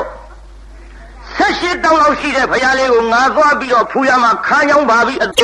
18မာနကိုငါသွားပြီးတော့ဖူးရမှာခါးကြောင်းပါပြီအတူရမာနပေါ့ဗျာအသမိမာနခေါ်ပါတယ်အသမိမာနဆိုတာပါဠိမြန်မာလိုပြောတော့ဘဝင်ကြီးနဲ့ခြေပြားထောက်တယ်ဗျာသူများလည်းကိုယ်နဲ့နှိုင်းရှင်ပြီးတော့ကြည်လိုက်ရင်ကိုကသူများနဲ့မြတ်တယ်လို့ထင်တာပေါ့ဒါတရားသမားတွေလည်းဖြစ်တတ်ပါတယ်ကြကြသတိထားကြတရားအထုတ်တဲ့ပုဂ္ဂိုလ်တွေမှလည်းဖြစ်တတ်ပါတယ်ကျုပ်တိတ်သက်သုတ်တာဟောတဲ့နေရာမှာအဲ့ဒီအသမိမာနအဲ့လေဒါတော့ခန္ဓာပမသုတ်တံကိုဟောတဲ့အချိန်ခါမှာအဲ့ဒီအသမိမာနပါတတ်ပါတယ်ကျုပ်ဝိပဿနာနဲ့ပတ်သက်ပြီးသုတ်တံဟောခြေပြားထောက်တချို့တရားထုတ်တဲ့လူချင်းဘယ်နဲ့လုံးနဲ့မင်းတရားအထုတ်တာကျုပ်တော့တရားထုတ်တာ9ရက်လောက်ရှိတော့တရားထုတ်တဲ့လူချင်းဘယ်နဲ့လုံးနဲ့မင်းတရားအထုတ်တာအမြင်လုံးဟိဒါဟာတဲ့9ရက်ဆိုရဘာတွေမြင်လုံးဟိဒါဟာတဲ့9ရက်ဆိုတော့ကြာမှကြာသေးပဲစိတ်ကလည်းအိမ်ပြန်ရောက်သွားလို့တမာရိရအောင်မနဲ့ထိနေရပါတယ်တဲ့ဘာမှမြင်နေဘူးခင်ဗျရဘူးလေတဲ့တို့က45ရက်တောင်ရှိပြီလှုပ်လာပြီအသမိမာနပြောနေတာတရားထုတ်တဲ့ပုဂ္ဂိုလ်တွေနိဗ္ဗာန်မရဘူးတဲ့နော်ကုတ်တင်တယ်လို့ခေါ်ပါတယ်ပြိဿတို့တူလို့ရဘူးပေါ့တဲ့မင်းက9ရက်ဆိုတော့နှုသေးတာပဲတဲ့တို့က3နှစ်တောင်ရှိပြီတဲ့တို့ကတော့ရင်းပြီးဆိုပါလားပြိဿရဲ့ကရင်းတဲ့ကကျွေးယုံရှိတော့တာဗျဘာလို့သေးလို့ရင်းမတယ်ဗျမင်းတို့နဲ့တို့နဲ့မတူဘူးတရားအထုတ်တဲ့ယောဂီချင်းပဲမဲ့လို့မင်းတို့တဲ့ငါတို့ကအဆင်မြင့်ပြီးညာမြင့်ပြီးငါတို့ကမင်းတို့နဲ့မတူတရားပေါက်သွားပြီလို့သူများနဲ့ကိုယ်နဲ့ရှင်ပြီးတော့အထင်ကြီးလိုက်ရင်အတ္တမိမာနကုန်းတင်တယ်လို့ခေါ်တဲ့နိဗ္ဗာန်မဝင်နိုင်ပါဘူးတဲ့တရားအထုတ်တဲ့ယောဂီတို့စသင်းလို့ထည့်ပြောတာပြစ်တင်နေတာမဟုတ်ဘူးရှောင်ကျင်စေခြင်းလို့ထည့်ပြောနေတာတကယ်စေတနာနဲ့မှန်လားပြိတ္တကြီးကဲကြည့်ဗျာအတူရင်ကအမေငါတဲ့ကြီးတာလောကမရှိဘူးတဲ့ဂေါရမဘုရား18တောင်လောက်ငါငုံဖူးရမှာခါးညောင်းတဲ့ဗျာအတ္တမိမာနပေါ့အဲ့ဒါလာပြီတရားလာပြိတ္တသူရင်ကြီးအတူရင်ကြီးဆင်းလာတော့ဘုရားကိုယ်တော်မြတ်ကသူမလာခင်တည်းကလာမယ်ဆိုတာသိဒီတော့အနန္တညောင်ဆောင်ထုတ်အရှိအုပ်ခေါင်းထားအနောက်ချီပြုအဲ့ဒီညောင်ဆောင်ခင်းခိုင်းပြီးတော့ မတ်တရဈဉ္ညာလျှောက်ရင်ဝလုံးများလှဲ့ထားလို့ကြော်သွားနိုင်တော့လည်းဝလုံးများထောင်ထားရင်ခုံမှုခက်ဒါကြောင့်ဝလုံးများထောင်တယ်လို့မတ်တရလို့မြင့်နေထင်လိမ့်မယ်လေဈဉ္ညာမလျှောက်ဘူးထိုင်ညာတော့လည်းသင်းကုန်များထောင်ထားတယ်လို့ထိုင်လို့မြင့်နေထင်လိမ့်မယ်မထိုင်ဘူးဗျာအရှိအုပ်ခေါင်းထားအနောက်ချီပြုတ်ပြီးတော့ဟောညောင်ဆောင်ပေါ်နှစ်ယောင်းတော်မူလိုက်လူလိုဆိုတုံးလုံးလဲအိတ်လိုက်တော့ဗျာအတူရင်ထင်ထိုင်လို့မြင့်နေရက်လို့မြင့်နေထင်ပါဆိုလို့အဲ့ဒါလို့လျောင်းလိုက်တော့ဘုရားကိုယ်တော်မြတ်ရဲ့အုပ်ခေါင်းတော်ကအရှိဆက်ကြဝလာထိခြေရတော်ကအနောက်ဆက်ကြဝလာထိအတူရင်ရောက်လာတော့ဘုရားပြောက်ငုံကြည့်ရလိမ့်မယ်ထင်တာတုံးလုံးလှဲနေတာသူဘုရားပြောက်မမြင်လို့မှတ်မနေနဲ့ဘယ်မလဲဂေါရမဆိုတော့အဲ့ဒီမှာဆိုလက်ညှိုးထိုးပြလိုက်တော့ဘုရားလည်းမြင်လိုက်ရောဟာတောင်းကြီးဟာကြည့်တော့တုံးလုံးလှဲနေတာကိုတောင်းကြီးထင်သွားတယ်တရားနာပရိသတ်ကြီးအဲ့ဒီတော့ဘုရားကိုယ်တော်မြတ်ကဟဲ့ဘယ်သူလဲတော်မြတ်ကဟဲ့ဘယ်သူလဲမှန်လားပါတပည့်တော်အသူရိမ့်ပါဗျာမင်းပါကိစ္စအရှင်ဘုရားဆက်ရှိတောင်းလောက်ရှိလို့ငုံကြည့်ရလိမ့်မယ်ထင်လို့လားအခုနဲတာကြီးမဟုတ်ပါလားဗျာအသူရိမ့်ငါငုံကြည့်လို့မရပါဘူးကွာဘယ်နဲ့ကြောင့်တော့ဘုရားဟေးပါရမီစာဒါနပါရမီအစထားလို့လှူတဲ့တန်းခဲ့တဲ့အချိန်ခါမှာအလှူကံပုဂ္ဂိုလ်ရဲ့မျက်နှာကိုမော့ကြည့်ပြီးတော့တရားပီတိနဲ့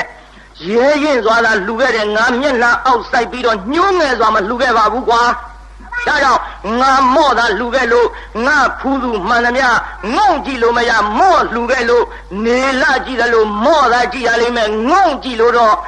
မရပါဘူးအတူရင်ဘုရားဒီတိုင်းမိတ်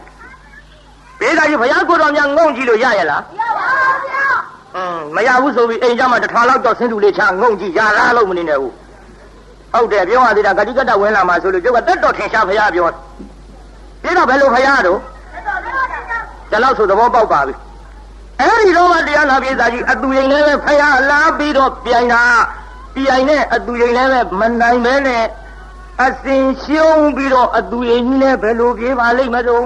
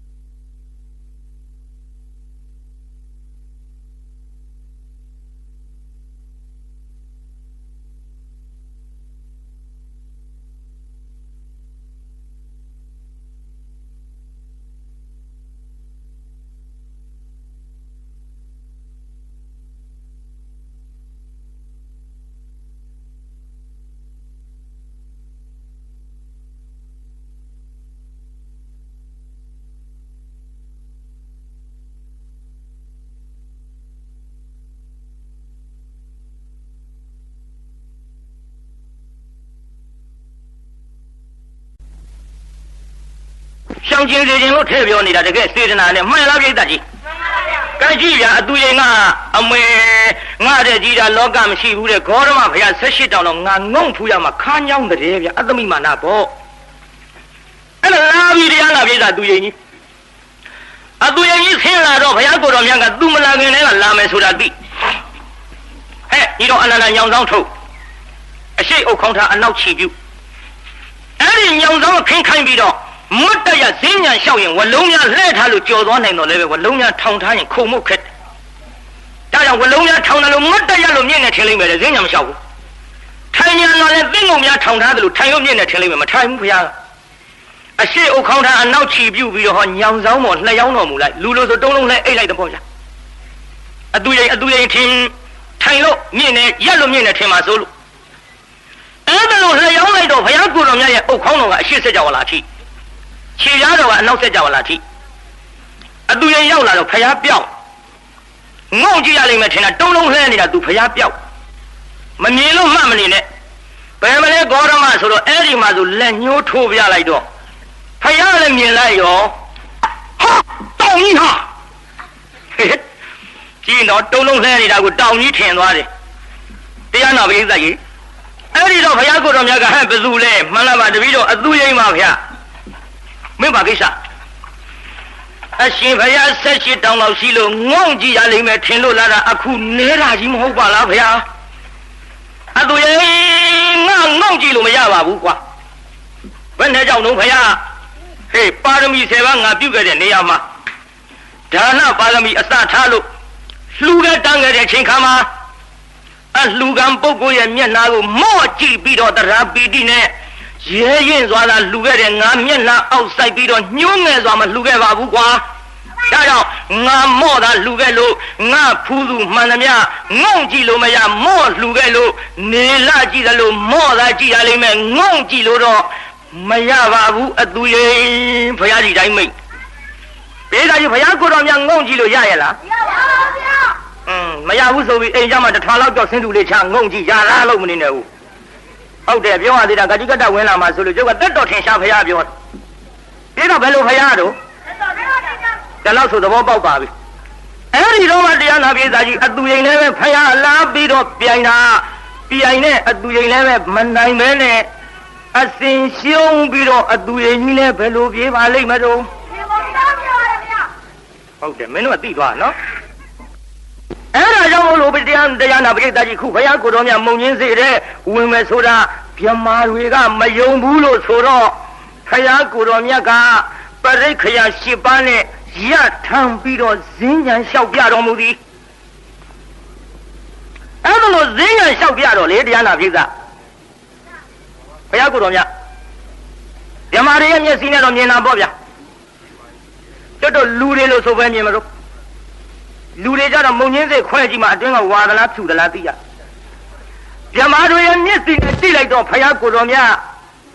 ဟေးသိတ္တထသေးသေးကလေးဖြစ်သွားပါဘောလားလို့ဗြဟ္မာတွေလားပြိုင်တာနိုင်မလားလို့အခုတော့ဘုရားလားပြိုင်တဲ့ဗြဟ္မာတွေမနိုင်တော့မှအစင်ရှုံးပြီးတော့ဗြဟ္မာတွေလည်းပဲနဲ့ပြေးပါလိမ့်မယ်တို့မင်းတို့ကတော့အာတွေ့နေတာကွာနော်နောက်တော့မှတ်ထားကွာမနိုင်လို့ပြေးတဲ့လူတွေအဲ့ဒီတိုင်းတော့မှတ်တော့ရိုးရိုးမဟုတ်ဘူးကွာကိုင်းပြေးဖေးအရင်ထုံးတိုင်းပဲ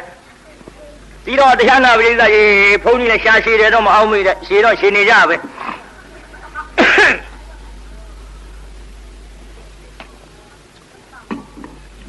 လိုရင်းကတော့ပလင်အောင်ကန်းကျုပ်လိုချင်တာပါပရိသတ်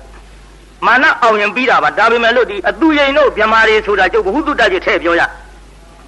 ရှေ့ဆက်ကြစို့ဗျာဘုရားကိုတော်မြတ်ပလင်အောင်ပြီဆိုကြပါစို့ဒေတာကြီးမာနကြီးပြေးလို့ဘုရားကိုတော်မြတ်ပလင်အောင်မလားပလင်အောင်လို့ဘုရားဖြစ်တော်မူပြီးတဲ့နောက်တရားမဟောဘူးလို့အကြံဖြစ်ဆိုကိုဘုရားကြီးငါဘုရားကြီးလေ့သင်ခြင်းနဲ့ကဘာတသိပါရမီတွေဖြည့်ပြီးတော့လာခဲ့တဲ့မုံညင်းစိတ်မြင်းမို့တောင်အတွင်းမှာရှိတဲ့မုံညင်းစိတ်လေးဖောက်ထွင်းပြီးတော့မရကုတ်ကယူရတဲ့ခဲ့သို့အင်မတန်နဲ့နဲ့သိမ်မွေးတွေရခဲ့တဲ့တရားတော်တွေကိုငါဘုရားဖော်ပေးမယ်လို့လူတွေရဲ့တန်တာမှာလောဘဒေါသမောဟထူပြောသဖြင့်မောဟယုံရှိတော့မှာပဲလို့တရားမဟောဘူးအကြံဖြစ်တော့မြင်းမို့တောင်ပတ်လောက်တဲ့ပန်းကုန်းကြီးနဲ့ပဟံပတိဗြဟ္မာမင်းကြီးတောင်းပန်သဖြင့်ကျွတ်ထိုက်တဲ့ဝိနည်းကကြည့်လိုက်တဲ့အချိန်ခါမှာဟောပြင်စဝက်ကငါဥမြင်ပါဗျာအဲ့ဒီပြင်စဝက်ကငါဥကိုမြင်တော်မူတော့ဘုရားကိုတော်မြတ်ဓမ္မစကြာတရားဟောကြတော်မူပြေတာကြီးဘုရားဘာတရားဟောကြမှာလဲဓမ္မစကြာတရားဟောကြတော့မေးရအောင်ပြေတာကြီးဘုရားကိုတော်မြတ်ကောင်းကင်ကကြွမှာလားခြေချင်းကြွမှာလားဘုရားဆိုတော့ကောင်းကင်တုတ်တာပဲကွာနော်လူကြီးတွေဖြေကြဗျကလေးတွေနဲ့ဒီပြည့်မထားနဲ့ပရိသတ်ကြီးဘုရားကိုတော်မြတ်ဓမ္မစကြာတရားဟောကောင်းကင်ကကြွမှာလားခြေချင်းကြွမှာလားဟာမြန်တာဟာအပြောင်းလဲဒါဖြင့်ဒီလိုနှုတ်လိုက်ပေါ့ကွာကောင်းခြေချင်းဟုတ်လားဗျာဒီတော့ဒီလိုတရားနာကြည့်တာနားလည်အောင်သူပြောမှာပေါ့ဟောရှင်ဘုရားတွေလက်ထက်တုန်းကတော့ဓမ္မစကြာတရားဟောကြတာကောင်းကင်ကကြီးကြွတော်မူကြပါသည်ကျွတ်တို့ဘုရားကြတော့မှခြေချင်းကြွတော်မူသည်ကျွတ်တို့ဘုရားကြမှာခြေချင်းကြွဂေါတမဘုရားကြမှာမကြွနိုင်လို့လားဟုတ်ပါဘူးကြွနိုင်တာပေါ့ဘုရားဖြစ်မှာတော့ဒါဖြင့်ဘာပြုလို့ခြေချင်းကြွမှာလဲကျွတ်ထိုက်တဲ့ဝိနည်းကိုမြင်လို့ပရိသတ်ကြီးဘာမြင်လို့ခြေချင်းကြွတာပါလဲဘုရားတောင်ကောင်းဝင်ကကြွနိုင်ပါရဲ့နဲ့မကြွဘဲနဲ့တရားနာပိဿကျွတ်ထိုက်တဲ့ပုဂ္ဂိုလ်မြင်ကဘုရားတောင်ခြေချင်းကြွသေးတာကျွတ်တို့ဓမ္မကတိကဘယ်လိုပြင့်မှလိုက်မယ်ဆိုလို့တော်မလားပိဿဘုရား ကိုတော်မြတ်တောင်မှခြေချင်းကြွတော်မူတာကျွတ်တို့ကလည်းပြင့်တယ်လို့လိုက်ရမှာပေါ့ဒါကြောင့်ခုကျုပ်ဟောနေပါတယ်တရားနာပိဿတရားဟောလာတာ15နှစ်ရှိပြီကျင်းနဲ့မလိုက်စရံနဲ့မလိုက်ပြင့်တဲ့ပုဂ္ဂိုလ်ရှိရင်10အိမ်15အိမ်ရှိတဲ့တောရွာလေးတွေကစကျုပ်ပင်မခံလိုက်ဟောနေပါတယ်ဒီလိုဟောနေလို့တရားကိုမဟောရမနေနိုင်လို့ဒီကိုတော့ဈေးပေါ်ပေါ်နဲ့ငန်းငန်းတဲ့လိုက်နေတယ်တော့ကျုပ်ပေါ်ထင်လွဲပါနဲ့ကျုပ်စေတနာကိုစော်ကားလို့တော့မရဘူးကျုပ်အခုတရားဟောနေတဲ့တရားနာပိဿပုဂ္ဂိုလ်တိုင်းကျုပ်တရားကိုနားနိုင်လို့ကျုပ်တရားမှမနာပဲဟောနေပါတယ်တစ်နှစ်လုံးလုံးမနာပဲနဲ့ဟောနေတဲ့တရားနာပိဿလူတိုင်းနားနိုင်ပါတယ်ကျုပ်တရားကံကျွတ်တို့ကတရားပူဇော်မဲ့ပုဂ္ဂိုလ်200ဆိုးနေမယ်ဘယ်ပြင့်နိုင်တော့မန္တလေးမြို့ပေါ်ကစကံကျုပ်ကားနဲ့လာပင်ကားနဲ့ပြန်ပို့ဆိုရင်ကားမရှိတဲ့လူကျုံပြင့်နိုင်ကားမရှိတဲ့လူမပြင့်နိုင်ဘူးတရားနာပိဿနော်ဒါကြောင့်မို့လို့အားလုံးတရားနာပိဿရေအခုတရားတော်မတွေတရားပြတဲ့ချိန်ခါမှာပုဂ္ဂိုလ်တိုင်းနားနိုင်လို့ကျုပ်ပြင့်နိုင်တာပါတရားနာပိဿတရားပွဲရက်မနာပဲဟောရတာပါတရားကောင်းလို့တော့ကျုပ်ပေါ်တွေ့လို့မရပါဘူးဒါကြောင့်နာခြင်းသူရှိကဟောပြနိုင်ရမယ်ဒါလို့လှည့်ဟောနေဘုရားရှင်မြတ်တော်ကြီးကြည်ပြီးတော့ကျွတ်တို့လည်းတတ်နိုင်တဲ့လောက်နဲ့တရားတော်မတွေထမ်းမှာအသိပေးရပါဘုရားကိုယ်တော်မြတ်ခြေချင်းကြွပြီခြေချင်းကြွတော့လမ်းမှာတရားနာပိဿရေဗုဒ္ဓဂါယာနဲ့ဂယာတိသအကြပေါ့ဗျာဘလို့တွေ့လုံးဆိုတော့ကျွတ်တို့တက္ကရုံဥပကကြီးတွေ့ပါဘေးလာကြီးဘလို့တွေ့တော့တက္ကရုံဥပကကြီးဆိုတော့ဒိဋ္ဌိခိုင်းရင်ကပေါ့နေမှာပေါ့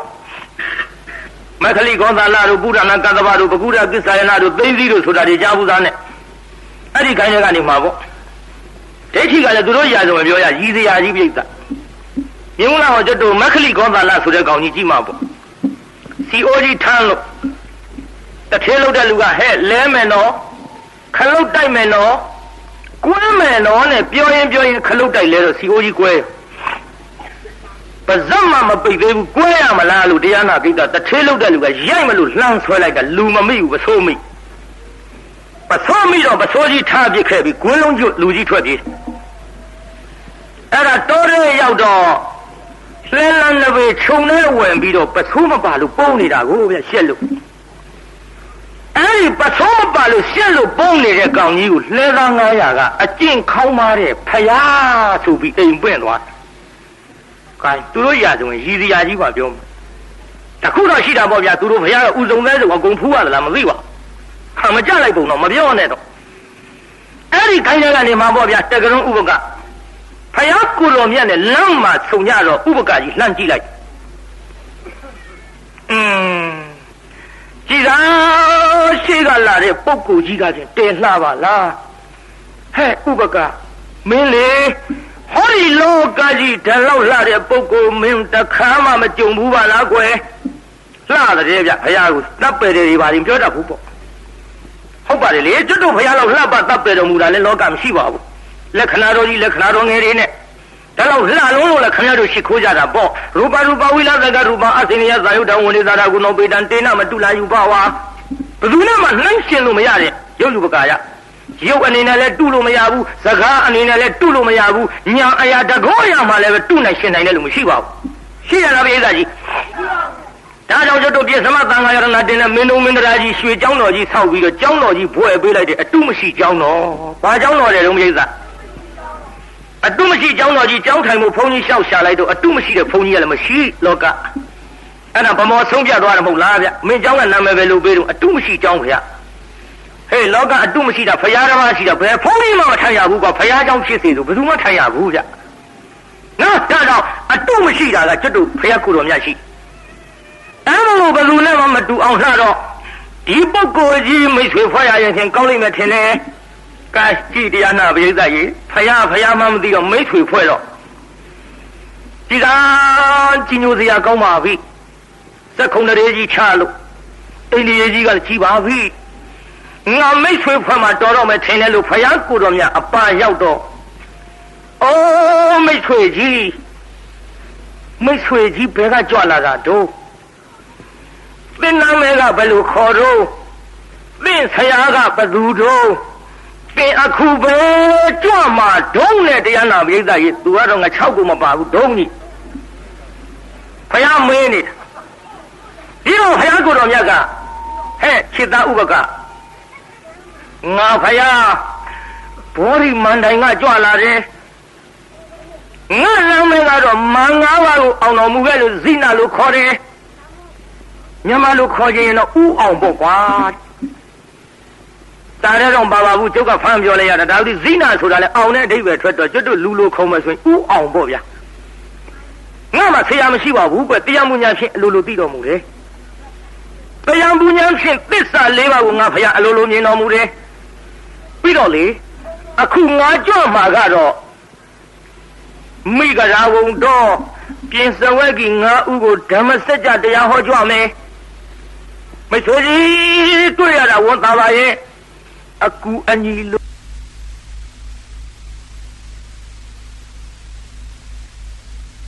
ဘုရားဘာအကူအညီပေးနိုင်မယ်ဆိုတာတော့ကျုပ်မသိဘူးပေါ့ဗျာမိတ်ဆွေကြီးကျွန်ုပ်နာမည်လည်းမှတ်ထားပါဥပကလို့ခေါ်တယ်ဘုရားကိုယ်တော်မြတ်ကသူ့သိလို့မှခြီကျင်ကြွလာတာသိပြီးသားသူအခုမှနာမည်တွေပါရင်းများထောက်ပြောလို့ကျွန်တော်အကူကြီးလိုတဲ့ချိန်ခါမှလည်းပဲမိတ်ဆွေကြီးကိုအကူကြီးတောင်းမရစေမိတ်ဆွေကြီးရဲ့ရုပ်ရည်ကဓမ္မဂတိကဆိုတာဟုတ်တန်ကောင်းရဲ့မိတ်ဆွေကြီးကြွပေတော့လို့ဘုရားကိုယ်တော်မြတ်ဓမ္မရဲ့တရားမသခင်တွေ့တာကိုတရားဟောပါမလျှောက်ဖဲနဲ့ခေါင်းတဆက်ဆံငိမ့်မိတ်ဆွေဖွဲ့ယုံနဲ့လမ်းခွဲခဲ့တဲ့ဥပကာပလောက်သနာစရာကောင်းတရားဟောပါရှောက်ရလားပြိဿကြီးရှောက်ဘူးကဲဖယားကြွပြီဖယားကိုယ်တော်မြတ်ကလည်းဓမ္မစကြာတရားဟောကြွ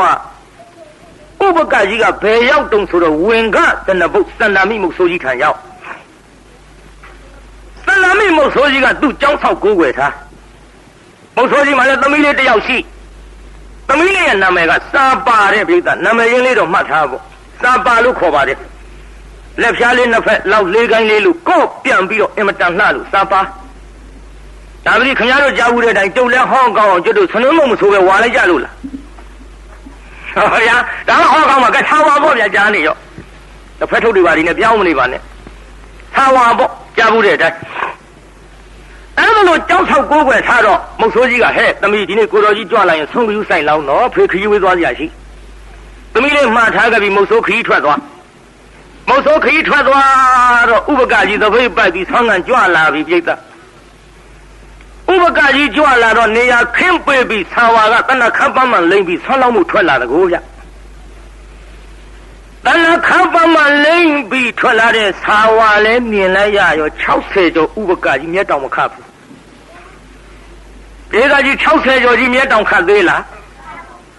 နှုတ်ခမ်းမွေးကြီးတွေတတိထားနော်အသက်ကြီးပဲဒီကျွတ်တို့ဒီအသက်ကသာကြီးကိုဗျဒါမှပဲရှင်းပြောပါဘူးဒီကမျက်တောင်မခတ်ဘူးပြိဿရဲ့ဟေးဆာဝါဟေးမေအစကငါတလောက်လှတယ်မထင်ဘူးအခုတဲလှပါလား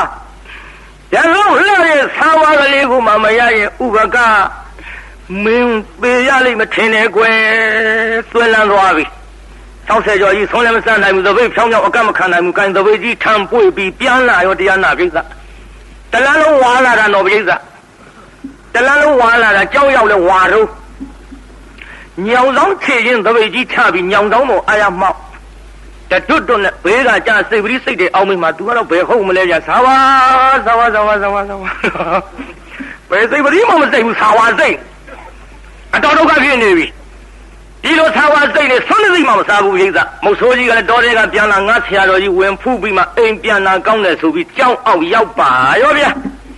ကြောင်းအောင်ရောက်တော့ဥပကကြီးညီးနေတာကြာဥပကကြီးညီးနေတာကြတော့ငါဆရာတော်ကြီးနေမကောင်းဘူးထင်တယ်တဲ့မေအောင်မကျောင်းပေါ်ရောက်တော့ညောင်ဆောင်ခြေချင်းကသပိတ်ဖွင့်ကြည့်လိုက်ဟာဆုံးနေလေတစီမှမစားပါလားအတော်နေမကောင်းတာနဲ့တူရဲ့အတော်နေမကောင်းတာနဲ့တူရဲ့လို့ခြေချင်းကြနာဒူးတုတ်ထိုင်းလို့ခြေတော်ကလေးကိုင်းပြီးတော့ကမအရှင်မရဟေးမင်းမသူလဲကွာဒီတော့မဟုတ်ဆိုးဗျာဘာကိစ္စအိုးကိုဆရာရှင်မြတ်တော့ဖူးပြီးမှအိမ်ကိုပြန်မယ်ဆိုပြီးအရှင်မရကြော်ရင်ဝင်လာတာရှင်မရနေမကောင်းဘူးထင်တယ်ဗျာအေးငါနေမကောင်းဘူးကွာရှင်မရနေမကောင်းရင်ရှင်မရရောကတပည့်တော်ပြောပြရှင်မရတပည့်တော်ကုမယ်ဗျာမဟုတ်ဆိုးပြန်တော့ငါရောကမင်းကုလို့မရဘူးအေးသာပြန်တော့ကွယ် မဟုတ်တာဗျာအနာသိဆေးရှိရမှာပေါ့ဗျာတပည့်တော်ကုမယ်ဗျာမကုနဲ့မင်းကုလို့မရဘူးငါယောဂကသေမဲ့ယောဂလူငယ်တွေမှကြဒီယောဂမျိုးကသေမဲ့ယောဂဆိုပါလားကွမဟုတ်တာဗျာအရှင်မယားတပည့်တော်ကတော့ဆုံးဖုံပေးပြီးမှကျိန်းနေတဲ့မှတ်တာခုဆုံးနေလေတသိမှမစားအချင်းလုံးလို့တိုးကုန်ပြီဗျာကွယ်ငါဖိုက်ကြီးကဆုံးမစားပဲနဲ့အလိုလိုပြည့်နေလို့မကြတော့လူငယ်တွေဒီယောဂမျိုးကမစားပဲဗိုက်ပြည့်တဲ့ယောဂကိုကွအခုတော့ရှိတာပေါ့ကွာဆံခွန်ကြက်ရှိကြတုံးကမြန်ဒီယောဂမျိုးဖြစ်အကုန်တော့သက်သာတာဟဲ့တို့ကတစ်ဖက်တစ်ဆန်းကသက်သာတဲ့နည်းတော့တွေ့ရတာပေါ့ကွာကြည့်ငါယောဂကသိမဲ့ယောဂမစားပဲနဲ့ဗိုက်ပြည့်နေတာကွအရှင်မယားကျိန်းနေတာမှတ်လို့ကွာမျက်လုံးမိတ်ပြီးအိတ်တော့အိတ်တာပဲကွာဒါကြီးကမျက်စိတွေကမထွက်လို့ဘာကြီးတော့မရအဲ့ဒါကြီးပဲကွာသမီးဆိုတော့လေအဲ့ဒါကြီးနဲ့ဆုံးသတ်ရရှင်ဗျာတပည့်တော်ကပြောပါဗျာအရှင်မယားနေကောင်းမယ်ဆိုရင်တပည့်တော်ကုကျင်တယ်ဗျာမင်းကုလို့မရဘူးထင်တယ်ကွဲမုတ်ဆိုပြန်တော့မဟုတ်ဘူးတပည့်တော်ဆရာတပည့်မို့လို့တနာလဲတနာပါရဲ့အရှင်မယားယောဂပြောင်းမယ်ဆိုရင်တပည့်တော်အသက်ကလွှဲရင်အကုန်လှူပါမယ်ဗျာပြောလိုက်ရောဗျာမစင်မစားနဲ့ဒီကမုတ်ဆိုးစဉ်းစားရဲ့လားမသိလို့ပေါ့သိစဉ်းစားမှာပေါ့အခုမသိတော့အသက်ကလွဲအကုန်လှူပါမယ်ဖယားလို့လဲပြောလိုက်ရောလူမမာကြီးငုတ်တုတ်ဖြစ်လက်ချိုးအတွက်သာဝါကသူ့အသက်လားမဟုတ်သူ့သက်ကသာဝါလားမဟုတ်ရေးချမဟုတ်ပေါ်လာပြီသာဝါကသူ့အသက်မဟုတ်သူ့အသက်ကသာဝါမဟုတ်အနုလုံပတိလုံအပြန်ပြန်တွက်ကြည့်လိုက်တော့ရည်ရွယ်ချက်ကလေးလဲပါရောငုတ်တုတ်ဖြစ်တာပေါ့ဗျာဟေးမဟုတ်ဆိုဖယားမင်းအသက်ကလွယ်အကုန်လူမယ်ဆိုတာတကယ်ပြောတာလားအမေတစ်ထင်ကောင်းကောအသက်ကြီးပြီဒါမျိုးကြလောတာဒုက္ခမွေးကြီးတွေဟာထန်တော့ရှင်အသက်ကလွယ်အကုန်လူပါမယ်ဗျာအေးမင်းအသက်ကလွယ်အကုန်လူမယ်ဆိုတော့ပြောရတော့မှာပေါ့ကွာဒီလိုကွမင်းမရှိတော့ငါအိမ်ဆုံးကန်ကြွသွားတော့မင်းသမီးလေးဆာဝါပြောပါတယ်ဘာတော့ဗျာဒီကောင်လေးဆုံးမလောက်ဘူးလားအိမ်ရတပြီးတော့ရိုက်မင်းငါတကားဆုံးအောင်နားထောင်ဦးကွာအမေရှိပါဗျာဒီလိုကွမင်းသမီးလေးတဏ္ဍခမ်းပန်းမနေလိမ့်ထွက်လာတော့အရှင်မယားနဲ့တပည့်တော်သမီးဖီလိမ့်လာပါပြုကျင်သိဝါဒနာပါတာဗျာမသိရှာဘူးတော့မဟုတ်ဆိုးပဲချိန်ကြမှာပစုံမျက်လုံးဖြစ်မယ်မသိဘူးကွတဏ္ဍခမ်းပန်းမနေလိမ့်ပြီးတော့ထွက်လာတော့ဟေးမင်းသမီးလေးတဲ့လှပါလားကွအရှင်ဘုရားနဲ့တပည့်တော်ကသာတတ်မုတ်ဆိုးသူကပုတ်ပေးစရုပ်တစ်မျိုးလှတယ်ဘုရားသိရှာဘူးတော့မဟုတ်ဆိုကွယ်မင်းသမီးလေးလှလွန်တော့ငါစိတ်ထဲမှာ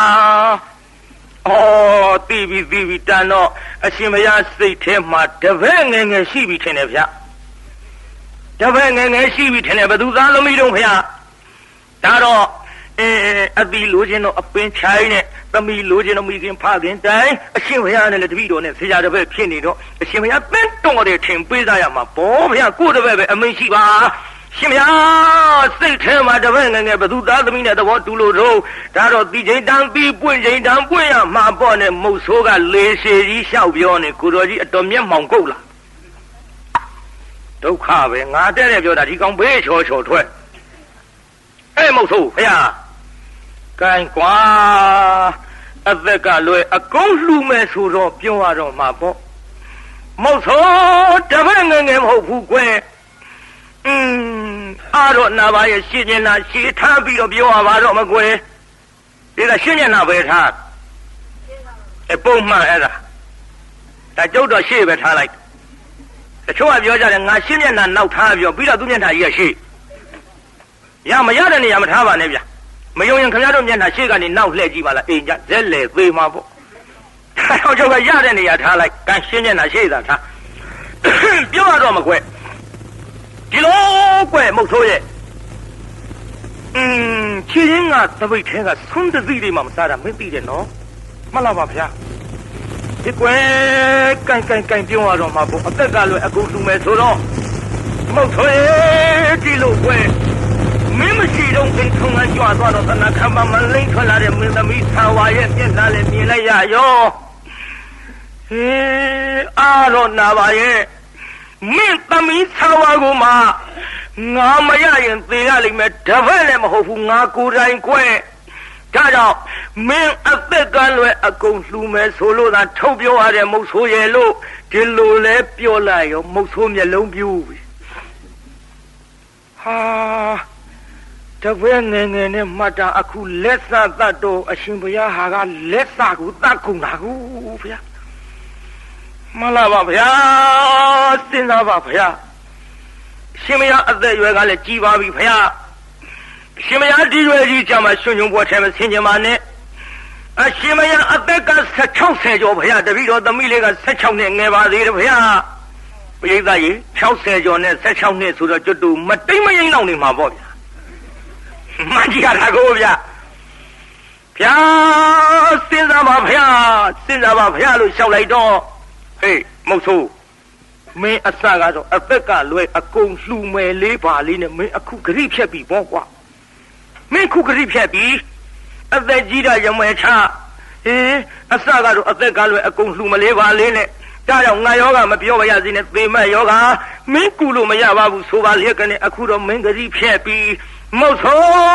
ပြန်တော့ငါသေးမကွဲလို့အမွေညောင်ဆောင်မပြည့်လဲတဲ့အသက်ကြီးဝီဒါမျိုးကြမူရသေးဗျာဘိုးကြီးငယ်ကျုံးငယ်နာပေါ်ကုန်မလားငယ်ကျုံးငယ်နာပေါ်ပါဘူးကြီးမှမှုတယ်ဆိုတော့ကြီးချိုးကြီးနာပေါ့ဗျာစဉ်းစားလာထားကြအဲ့ဒါလို့ညောင်ဆောင်မပြည့်လဲလိုက်တော့ကိုင်းဗျာရှင်မရလည်းမသေးရပါဘူးဂတိလည်းမဖြတ်ပါဘူးဗျာအသက်ကြီးမှတနာလည်းတနာပါရဲ့ကိုင်းထွက်ပါတော့ဗျာတပည့်တော်ပေးစားပါမသို့တော့လည်းပဲရှင်မရသားကျွေးမှုမရကျွေးမှုပညာညာရှိရလားဗျာမင်းခုံလို့ထစ်လို့ရတဲ့တန်ဃာတွေကိုငါနောက်ကထမ်းပြီးတော့ရောက်မကွာကဲနေတဲ့ပညာလားဗျာ60ကျော်အထိစီးပူးခဲ့ရတဲ့ပညာဆိုတော့ကျွတ်တို့ BA နီးလောက်နေမှာပေါ့ဗျာနောက်ကထမ်းရောက်မတယ်ပြိဿရဲ့ကဲဗျာဖြစ်သမျှအကြောင်းအကောင်းကြီးပေါ့တပည့်တော်လည်းဂတိမဖြစ်တော့ပါဘူးရှင်မရလူထွက်တော်မူပါဗျာလူထွက်ပြီးသမီးလေးနဲ့ပေးစားလိုက်60ကျော်နဲ့16နှစ်ဆိုတော့မင်္ဂလာဆောင်တီးဝိုင်းနေပါလေလုံမနေပါနဲ့ဗျာခတ်တုတ်တုတ်ပေါ့ကဲရသွားပြီတော့မိဘပေးစားလို့သာယူရ60ကျော်ကြီးမြီးဖိုးရွယ်ဆိုတော့ဘယ်သူကြည့်ယူနိုင်မှာမလို့ဝိသရဲ့မကြည့်ယူပဲမဲ့လို့အတူတူနေပြီးတော့လာခဲ့ကြတရားနာဝိသရဲ့ယောက်ျားဖြစ်တဲ့ဥပကဘယ်လိုပင်သေခါနီးအသက်ကြီးပေမဲ့လို့သာဝဖြစ်တဲ့မိန်းကလေးကငဲနေတော့ဓမ္မတာသဘာဝအတိုင်းသားယောက်ျားကလေးတယောက်သူ့ဘာသာလို့ရွှေစင်ကလေးဝင်းနေတဲ့ကလေးတယောက်ဖွားမြောက်ပါပြီသားလေးတယောက်ဖွားမြောက်ကလေးကလည်းဥမမဲစားမမြောက်နည်းနည်းတော့စိတ်ပြက်လာပြီပေါ့ဗျာစိတ်ပြက်လာပြီပေါ့ဒုက္ခပဲအဖေပေးစားလို့သာယူရဘာပညာမှလည်းမရှိဘူးအသက်ကလည်းသွေးကနေပြီမကြခင်သေးတော့ငါအလောင်းကြီးအိမ်မော်ဝဲတင်ရတာနဲ့အတူတူပဲသူသိလို့ရှိရင်လည်းမကြခင်မုတ်ဆိုးမှဖြစ်တော့မယ်မထူးပါဘူးတကြိုစရိတ်မှသက်တာဆိုပြီးတော့ဆာဝါကကလေးဆောင်ချောက်တယ်ပြိဿရဲ့ခင်ဗျားတို့လို့ဆိုရိုးချောက်မှာပေါ့ဗျာမိထီလာကန်းတော်အောက်ကဖားကောက်ခဲပါဖားပါလေအင်းတကောင်ပေးဟေပါမျက်လုံးနဲ့ကြောင်းတောင်းနဲ့ဖားကောင်ကပေးအိုးဘာညာပေါ့ဗျာခင်ဗျားတို့လို့ဆိုရင်ပေါ့ဟောမဟုတ်ဘူးဗျကလေးဆောင်ချောက်နင့်ဘာယူနံရဟန်းပေါ်ပြဲငါကိုမဲ့၍လူထွက်လာဒီချော့လာကြည့်သားမနင့်ဘာကယူပေါ်ကြီးတဲ့ငါမဲ့ပြီးလူထွက်လာတာတဲ့နင့်ဘာယူနံရဟန်းပေါ်ပြဲငါကိုမဲ့၍လူထွက်လာသည်ပညာပေတုံးထမင်းဖြုံးနဲ့ဟဲ့ကတုံးဝဲရဲ့သားအိပ်ပါတော့လားမကြတာဗျာကတုံးမှသူမွဲရသေးနာရယာကြီးပေါ့ဗျာနာရယာကြီးချော့လိုက်တော့ဥပကကဘာပြောတော့သာဝါမင်းတို့တော့မဆောင်နဲ့ဗျာကိုင်တဲ့ချော့တာ तू ကမဆောင်နဲ့လို့မှတ်ထားနော်အဲ့ဒါဥပကကြီးဘေးကထိုင်းနေပုံနဲ့မြင်အောင်ကြည့်မျက်စိနဲ့မြင်အောင်တော့ကြုတ်ပြောပြမယ်မြင်အောင်ဖမ်းကြည့်စမ်းမဒူးတစ်ဖက်လှဲလို့မြေကြီးပေါ်ချလို့ဒူးတစ်ဖက်ထောင်း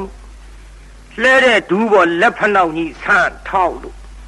ထောင်ထားတဲ့ဒူးပေါ်တထောင်စီကြီးဆန်းတင်းလို့မြင်အောင်သာကြည့်မကြည့်တတ်ရင်ဆာဝါတို့တက်တိုက်ဖရာကြီးရောက်တဲ့အခါကုသိမ့်နာယုံနဲ့ဝင်ကြည့်ကတွေ့လိမ့်မယ်ထိုင်းနေပုံလေးအဲ့ဒါမှမမြင်တတ်သေးဘူးဆိုရင်မယုံရင်တခါကြီးတို့အိမ်ကြတော့ထိုင်ကြည့်ဒီပုံစံကြီးပဲဟာလို့ဟုတ်တယ်လေကိုယ်တိုင်ထိုင်ကြည့်တော့သိရောပေါ့ဘုန်းကြီးပြောတဲ့အတိုင်းကထိုင်ကြည့်ဒီတိုင်းကြီးဟာလို့ကဲတရားနာပရိသတ်ရေခုကြည့်ဥပကကအဲ့ဒီတိုင်းကြီးထိုင်ပြီးတော့တို့တော့မဆောင်နဲ့ဗျာမရပါဘူးဟိုကဆက်ချော့ကြောင်ရှင်မြန်ပေမျိုးမို့တေဆိုးလာမောင်းငယ်ကြည့်တရားနာပရိသတ်ရေမင်းဖေကအသက်ကြီးမှရှင်လိန်ပြန်လာတဲ့ရှင်လူထွက်ကြီးတဲ့ကြောင်ရှင်မြန်ပေမျိုးဟိုမို့တေဆိုးလာမောင်းငယ်ခွေညိုလည်းရနောက်မဖွဲအောင်ခွေညိုလည်းရနောက်ကြောင်ရှင်မြန်ပေမျိုးဟိုမို့တေဆိုးလာမောင်းငယ်ခွေညိုလည်းရနောက်မဖွဲအောင်ခွေညိုလည်းရနောက်မဖွဲအော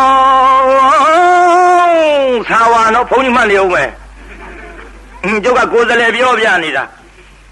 ရောင်းလဲလဲငိုအောင်ဟာကိုယ်ရင်နဲ့ခွေကြမှာကျင့်သိက္ခာကျိုးပြတဲ့သားဟာသာ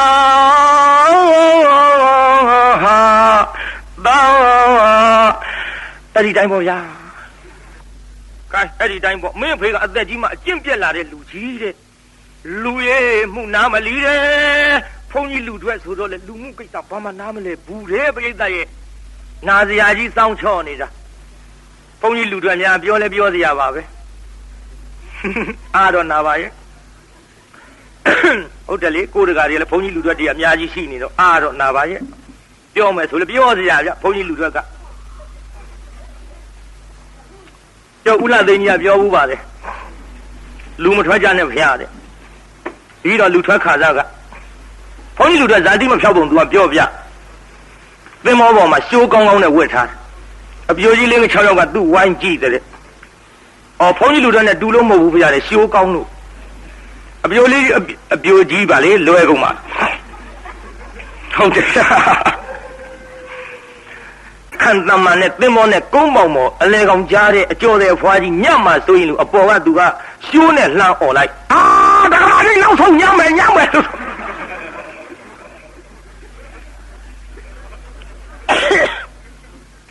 အဲ့ဒါလို့လှမ်းអော်လိုက်တော့သူ့ဝိုင်းကြည့်နေတဲ့အပြိုကြီး6ယောက်ကတို့ရှိုးကောင်းလို့ကြည့်တယ်လက်ဆက်သက်တော့ဘုန်းကြီးလူတွက်ကြီးကိုတော့လို့အဲ့ဒါတပည့်တော်ကိုနောက်မကြည့်တော့ဘူးဖရားတဲ့လက်ကိုတိတ်ရောတဲ့ပြောဘူးပါတယ်ဦးလသိန်းကြီးကဟုတ်တယ်ဘုန်းကြီးလူတွေကဇာတိမဖြောက်ဘူးလမ်းသွားအောင်တော့လက်တစ်ဖက်ထဲရမ်းသွားရမ်းမှာပေါ့ဗျဘုန်းကြီးဘွားတော်ကဒီဘက်တစ်ဖက်ကမလွတ်လပ်ဘူးမြုံလာတယ်လွတ်လပ်တဲ့ဘက်ကြီးတအားရမ်းဟုတ်တယ်မရိတ်သားရဲ့ပြီးတော့ပခုံးတစ်ဖက်နေဘုန်းကြီးလူတွေသေချာကြည့်နေရောပေါ့ဗျဘုန်းကြီးဘွားတော်ကတစ်ဖက်ကဝန်ထမ်းထားရခင်ဗျားတို့အင်ကြီးလို့အပြည့်စုံမဟုတ်ဘူးတစ်ဖက်ကဘာမှမပေါ့တစ်ဖက်ကအပြည့်ထမ်းရဒါကြောင့်မို့လို့တရားနာပြည်ကလက်တစ်ဖက်ရမ်းပခုံးတစ်ဖက်နေသမင်းစားပြန်တော့လူဘွားရောက်လဲတင်မလင်ငွေရသိပ်ဖြတ်တာမဟုတ်ဘူးဇာတိကဒီထဲတရားနာပြည်ကဟင်းလာလိုက်လို့ရှိရင်ဘုန်းကြီးလူတွေကအကတ်ပြတ်မှတောက်လို့သဘောနဲ့ကိုင်းထားသေးအားတော့နာပါရဲ့မဟုတ်ဘူးဇာတိမဖြောက်တာပြောတာဒီထဲမြုံလာတရားနာပြည်ကမုတ်ဆိုးမှလည်းဘုန်းကြီးလူတွေနဲ့ရတကယ်ဆိုအသာထိုင်မစားဘူးမုတ်ဆိုးမှလည်းယူထားသေးရဲ့အနန္တဟိုကဟင်းလာပြီးတော့ပကံလားတင်တော့ဘာပြောတော့ဟာဓကမကတ်ဒီတော့ဟိုကလည်းမုတ်ဆိုးမှဆိုတော့ဝေချင်းဆိုအရင်လင်မကတ်ဖဲနင်းငါဘာပြုလို့ကတ်ရကုန်ကုန်ကားရဖြစ်ကုန်ဇာတိမဖြောက်တာပြောပါတယ်ဘုန်းကြီးလူတွေကြောင့်ပြောကုန်မှမဟုတ်ဘူးမကုန်မလို့ပြောဦးမယ်နောက်ဆုံးညပဲဗျာစက်မိလို့ပြောတာကျုပ်ကလည်းစက်မိတာတော့ပြောမှာငွေလူမဲ့လူတွေလည်းအိမ်မနေကြနဲ့လှူလက်ကြအောင်တပွဲဟုတ်တယ်ကျုပ်ဒီတိုင်းကြီးလည်းပြစ်မထားကြနဲ့ပြောရအောင်မြင်းမဘုန်းကြီးလူတွေဟိုမိမရတော့မိမရွာသူကလိုက်သွားရမိမရွာလိုက်သွားတော့တကယ်ဆိုရင်ပြာသူတဘူတွေဆောင်းသွင်းကြီးချမ်းတကူဗျပြာသူတဘူတွေဆောင်းသွင်းကြီးချမ်းတော့တရားနာပရိသတ်တကယ်ဆိုရင်ငါချမ်းနဲ့စောင်းပေးဟေ့ဆိုအကောင်းသားဟုတ်ဘူးဗျစောင်းတောင်းတာကမ္မဝါစာနဲ့တောင်းကမ္မဝါတော့ခင်ဗျားတို့ကြားဘူးပါလေသူနာတူမေဘွန်ဒေသံဂောဆိုတာလေ ကြားဖို့ပါလေအဲ့ဒီကမဝါဒနဲ့စောင့်တောင်းသူ့ရွာသူ့ပြေချမ်းမလေစောင့်ဟာလို့စောင့်တောင်းတာကမဝါဒနဲ့တောင်းဒီတော့မိမကတော့နဲ့တော့ဘုန်းကြီးလူတွေယူထားလို့သူများကြိတ်ရတယ်တဲ့ငါချမ်းနဲ့စောင့်ပေးဟဲ့ဆိုပြီးတော့ကမဝါဒကြီးနဲ့လုံနေရဒီကသူကမိမဘာပြောလို့ဆိုတော့ဟဲညီငါမပြောနဲ့လေဂံမင်းမဟာဒါတိမဖြောက်တာပြောပါလေဒါကြောင့်ဘုန်းကြီးလူတွေအကြောင်းပြောကုံမှမဟုတ်ဘူးပြောတာမကုံမေးပြောအောင်မယ်မကြုံတော့ဆုံးတော့ပြောရတာကိုဗျမြင်းဝတရားနာပြောတာမင်းတို့မင်းကြီးလက်ထက်ဟိုဘုန်းကြီးလူတွေတင်နေအပြိုတော်တွေနဲ့ရဘုန်းကြီးလူတော်ကဘုန်းကြီးဆုံးအပြိုတော်ကထီသုံးနန်းသုံးခင်ဗျားတို့လို့ဆိုထမင်းစားကြစို့ဘောဗျဟုတ်ဘူးဗျဟိုကအပြိုတော်ထီသုံးနန်းသုံးနဲ့မောင်တော်ဗျာပွဲတော်တဲကြစို့ဘုန်းကြီးလူတော်ကဘုံပေးနှင်းလက်ဗျာအမကြဘူးတော့ဒါလည်းသူကလည်းသူတော့တဲ့လာပေါ့ဗျခင်ဗျားတို့လို့ဆိုအိတ်ကြစို့ဘောဗျဟောမဟုတ်ဘူးဗျမောင်တော်ဗျာစက်တော့ခေါ်ကြစို့ဘုန်းကြီးလူတော်ကကြိမ်နှင်းလက်ဗျာသူဟာနဲ့သူကြတော့တဲ့လို့ဒါကြောင့်ကျုပ်ကမကုံဘူးပြောတာအဲ့ဒါကြောင့်မလို့ဘုန်းကြီးလူတွေဆိုတာလူမှုပါမှနားမလဲဘူးတဲ့ဗျ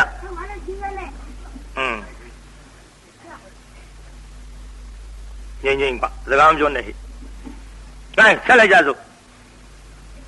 လူရဲ့မှုနားမလီတဲ့ဆာဝါကလူရဲ့မှုနားမလီမြောဝတိထင်ရှာဝဟာသက်60ဘာသာကမထခုကူအောင်တိတ်ပါဆိုမတိတ်ဖဲရဲ့နဲ့ကြိတ်အခမ်းမင်းကိုကျဲပြောင်းဟောင်း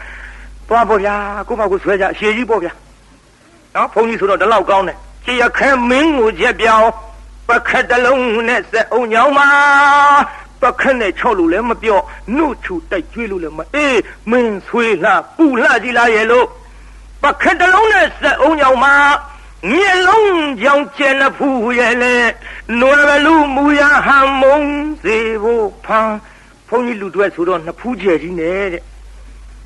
မျက်လုံးကကြောင်တောင်တောင်းနဲ့မင်းကြည့်ရတာဘလူးရုပ်ပေါက်နေတာပဲပေါ့ဗျာ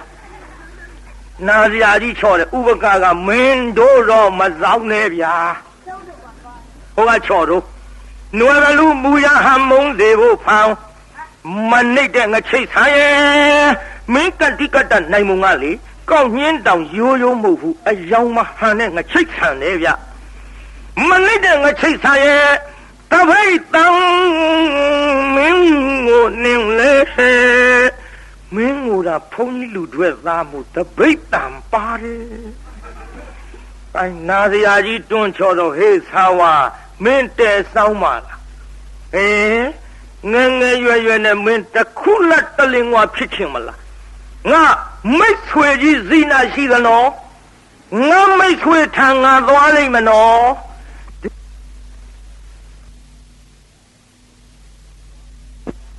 ငါမိတ်ဆွေထံငါသွားလိမ့်မနော်ဒီလိုပြောတော့ဆာဝါကအောင်မေ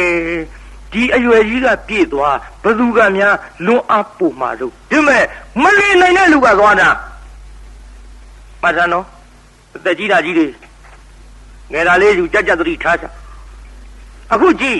မလီနိုင်တဲ့လူကသွားတာနဲ့ကဲတလောက်စောင်းလာမြောင်းလာဆူလှပူလှတဲ့ဆာဝါသားတယောက်နဲ့မင်းငဲငဲရွယ်ရွယ်မှာတခုလက်တလင်ကွာဘဝနဲ့နေရခဲ့ပြီးတော့ဆာဝါရဲ့ငါမိတ်ဆွေကြီးဇီနာထငါပြေးပေါ်ဆိုပြီးတော့ဖယားထံသို့ဥပကထွက်ခဲ့ပါပြီဖယားကိုယ်တော်မြတ်ဒါကြောင့်ချီရင်ကြွတာနော်ဖယားကိုယ်တော်မြတ်ကလည်းခြေသားတို့60ကျော်60ကျော်လူအိုကြီးများလာရင်ဇိနာလို့မေးလာရင်ငါဖယားထံအရောက်ပို့လိုက်ကြကိုဗျအဲ့ဒါလို့အရောက်ပို့လိုက်ကြဆိုတော့ဇိနာရောဖယားဇိနာပြတော်မူကြပါဖယားဇိနာထံရောက်ပို့တော်မူကြပါဖယားလို့ဆိုတော့တပည့်သားရဟန်းတော်များကဖယားထံပို့ဖယားထံရောက်တော့ဖယားကိုယ်တော်မြတ်ကပင့်လျောက်ပတ်တဲ့ဒေသနာဓမ္မပြဥပကကြီးလေဒီမဲ့တရားနာပိသပฏิကသံယောစဉ်ခွာတဲ့အနာဂံကြီးတည်ပါပြီ။ဩပိသကြီးဥပကကြီးဘာတည်သွားလို့အနာဂံမြတ်သုံးမဲ့သုံးဖို့ဗျဘာမှလို့ အနာဂတ်တီးပြီးတော့ဒီဘဝကစုတေသောခဗြဟ္မပြေသို့ရောက်ပါပြီအခုဥပက္ခကြီးဗြဟ္မပြေရှိလေရဲ့ဒါကယခုဥပက္ခကြီးဘယ်မှာတော့ဗြဟ္မပြေကနေပြီးတော့အောက်ပြောင်းမစင်းဘုံစဉ်စမ်းပြီးတော့နောက်ပိုင်းနိဗ္ဗာန်ဝင်လိမ့်မယ်တဲ့ပိဋကဒီတရားဟောရတာနှုတ်ခမ်းမွေးကြီးတွေအားကြမှာလည်းကြောက်ရသေးမလေး60လဲကြော်သေးရဲ့16နှစ်လေးလည်းရသေးရဲ့အနာဂံလည်းတည်သေးရဲ့ဗြဟ္မပြေကြောင့်ဘုံစဉ်စမ်းနိဗ္ဗာန်ဝင်ဒီလိုများဆိုနိဟဆိုရင်သွားပြီဗျဟုတ်တယ်သွားပြီဟိုကဖယားနဲ့တွေ့တာခင်ဗျားတို့ကကျွတ်တို့နဲ့တွေ့တာကျွတ်တို့ဟောလို့ကတော့ခင်ဗျားတို့ထားခုံလို့9000ရောက်ဖို့ခဲရင်းတယ်တော့ဒါတော့အတွေ့ချင်းမတူတော့လည်းပဲတရားနာပိဋကအာမကြတော့မူကြပါနဲ့ဗျာဟဲ့အခုကြည့်ဥပက္ခကြီးအနာဂံတိဗြဟ္မပြေရောက်ဘုံစဉ်စံနိဗ္ဗာန်ဝင်သူဇလံဒီနေရာဖြတ်ကြစို့ကိုင်းတရားနာပိဋကကြီးကြံ့ကြသေးရဲ့လားပိဋကအိမ်ပြန်ပို့ကြပါစို့ဗျာပြောရင်ပြောနေနာကြီးကရမနေဘူးဗျာဒါကြောင့်အတ္တကေဟေပြောသမျှဟောသမျှတွေကသဘောမကျပဲအပြစ်တွေ့ခဲ့လည်းရင်ခြေရင်နဲ့ဖုံမုန်းစိတ်တွေပြစ်ပြီးအတိအတော်မိမိတို့အိမ်ကဟာဌာနသို့နေဝတန်တူပြီးခံ၍ပြန်ကြပေတော့တောင်းမှနေတာနော်တောင်းအောမြောက်အောတို့စိတ်ထဲမကြိုက်တာလေးတွေများပါရင်တော့ဒီချိန်ထိအောင်ဒီလိုမှမဟောမနာနိုင်ဘူးဆိုရင်ပြီးခံနိုင်လောက်ရဲ့လို့တောင်းမှနေပါတယ်ပြိဿကြီးကျင့်တတ်ကြလားပြန်ကြဗျာပြန်မှတော့နတ်ပြန်ကြမနတ်တနတ်မပြန်ကြနဲ့ဒါကြောင့်နေဝတန်တူပြီးခံရတာပြန်ကြပေတော့နေဝတန်တူမေတ္တာရဲ့ဘက်ခါဖြောင်းလိုက်မယ်ပြစ်ပရာတွေဝေးရကမြန်စီရော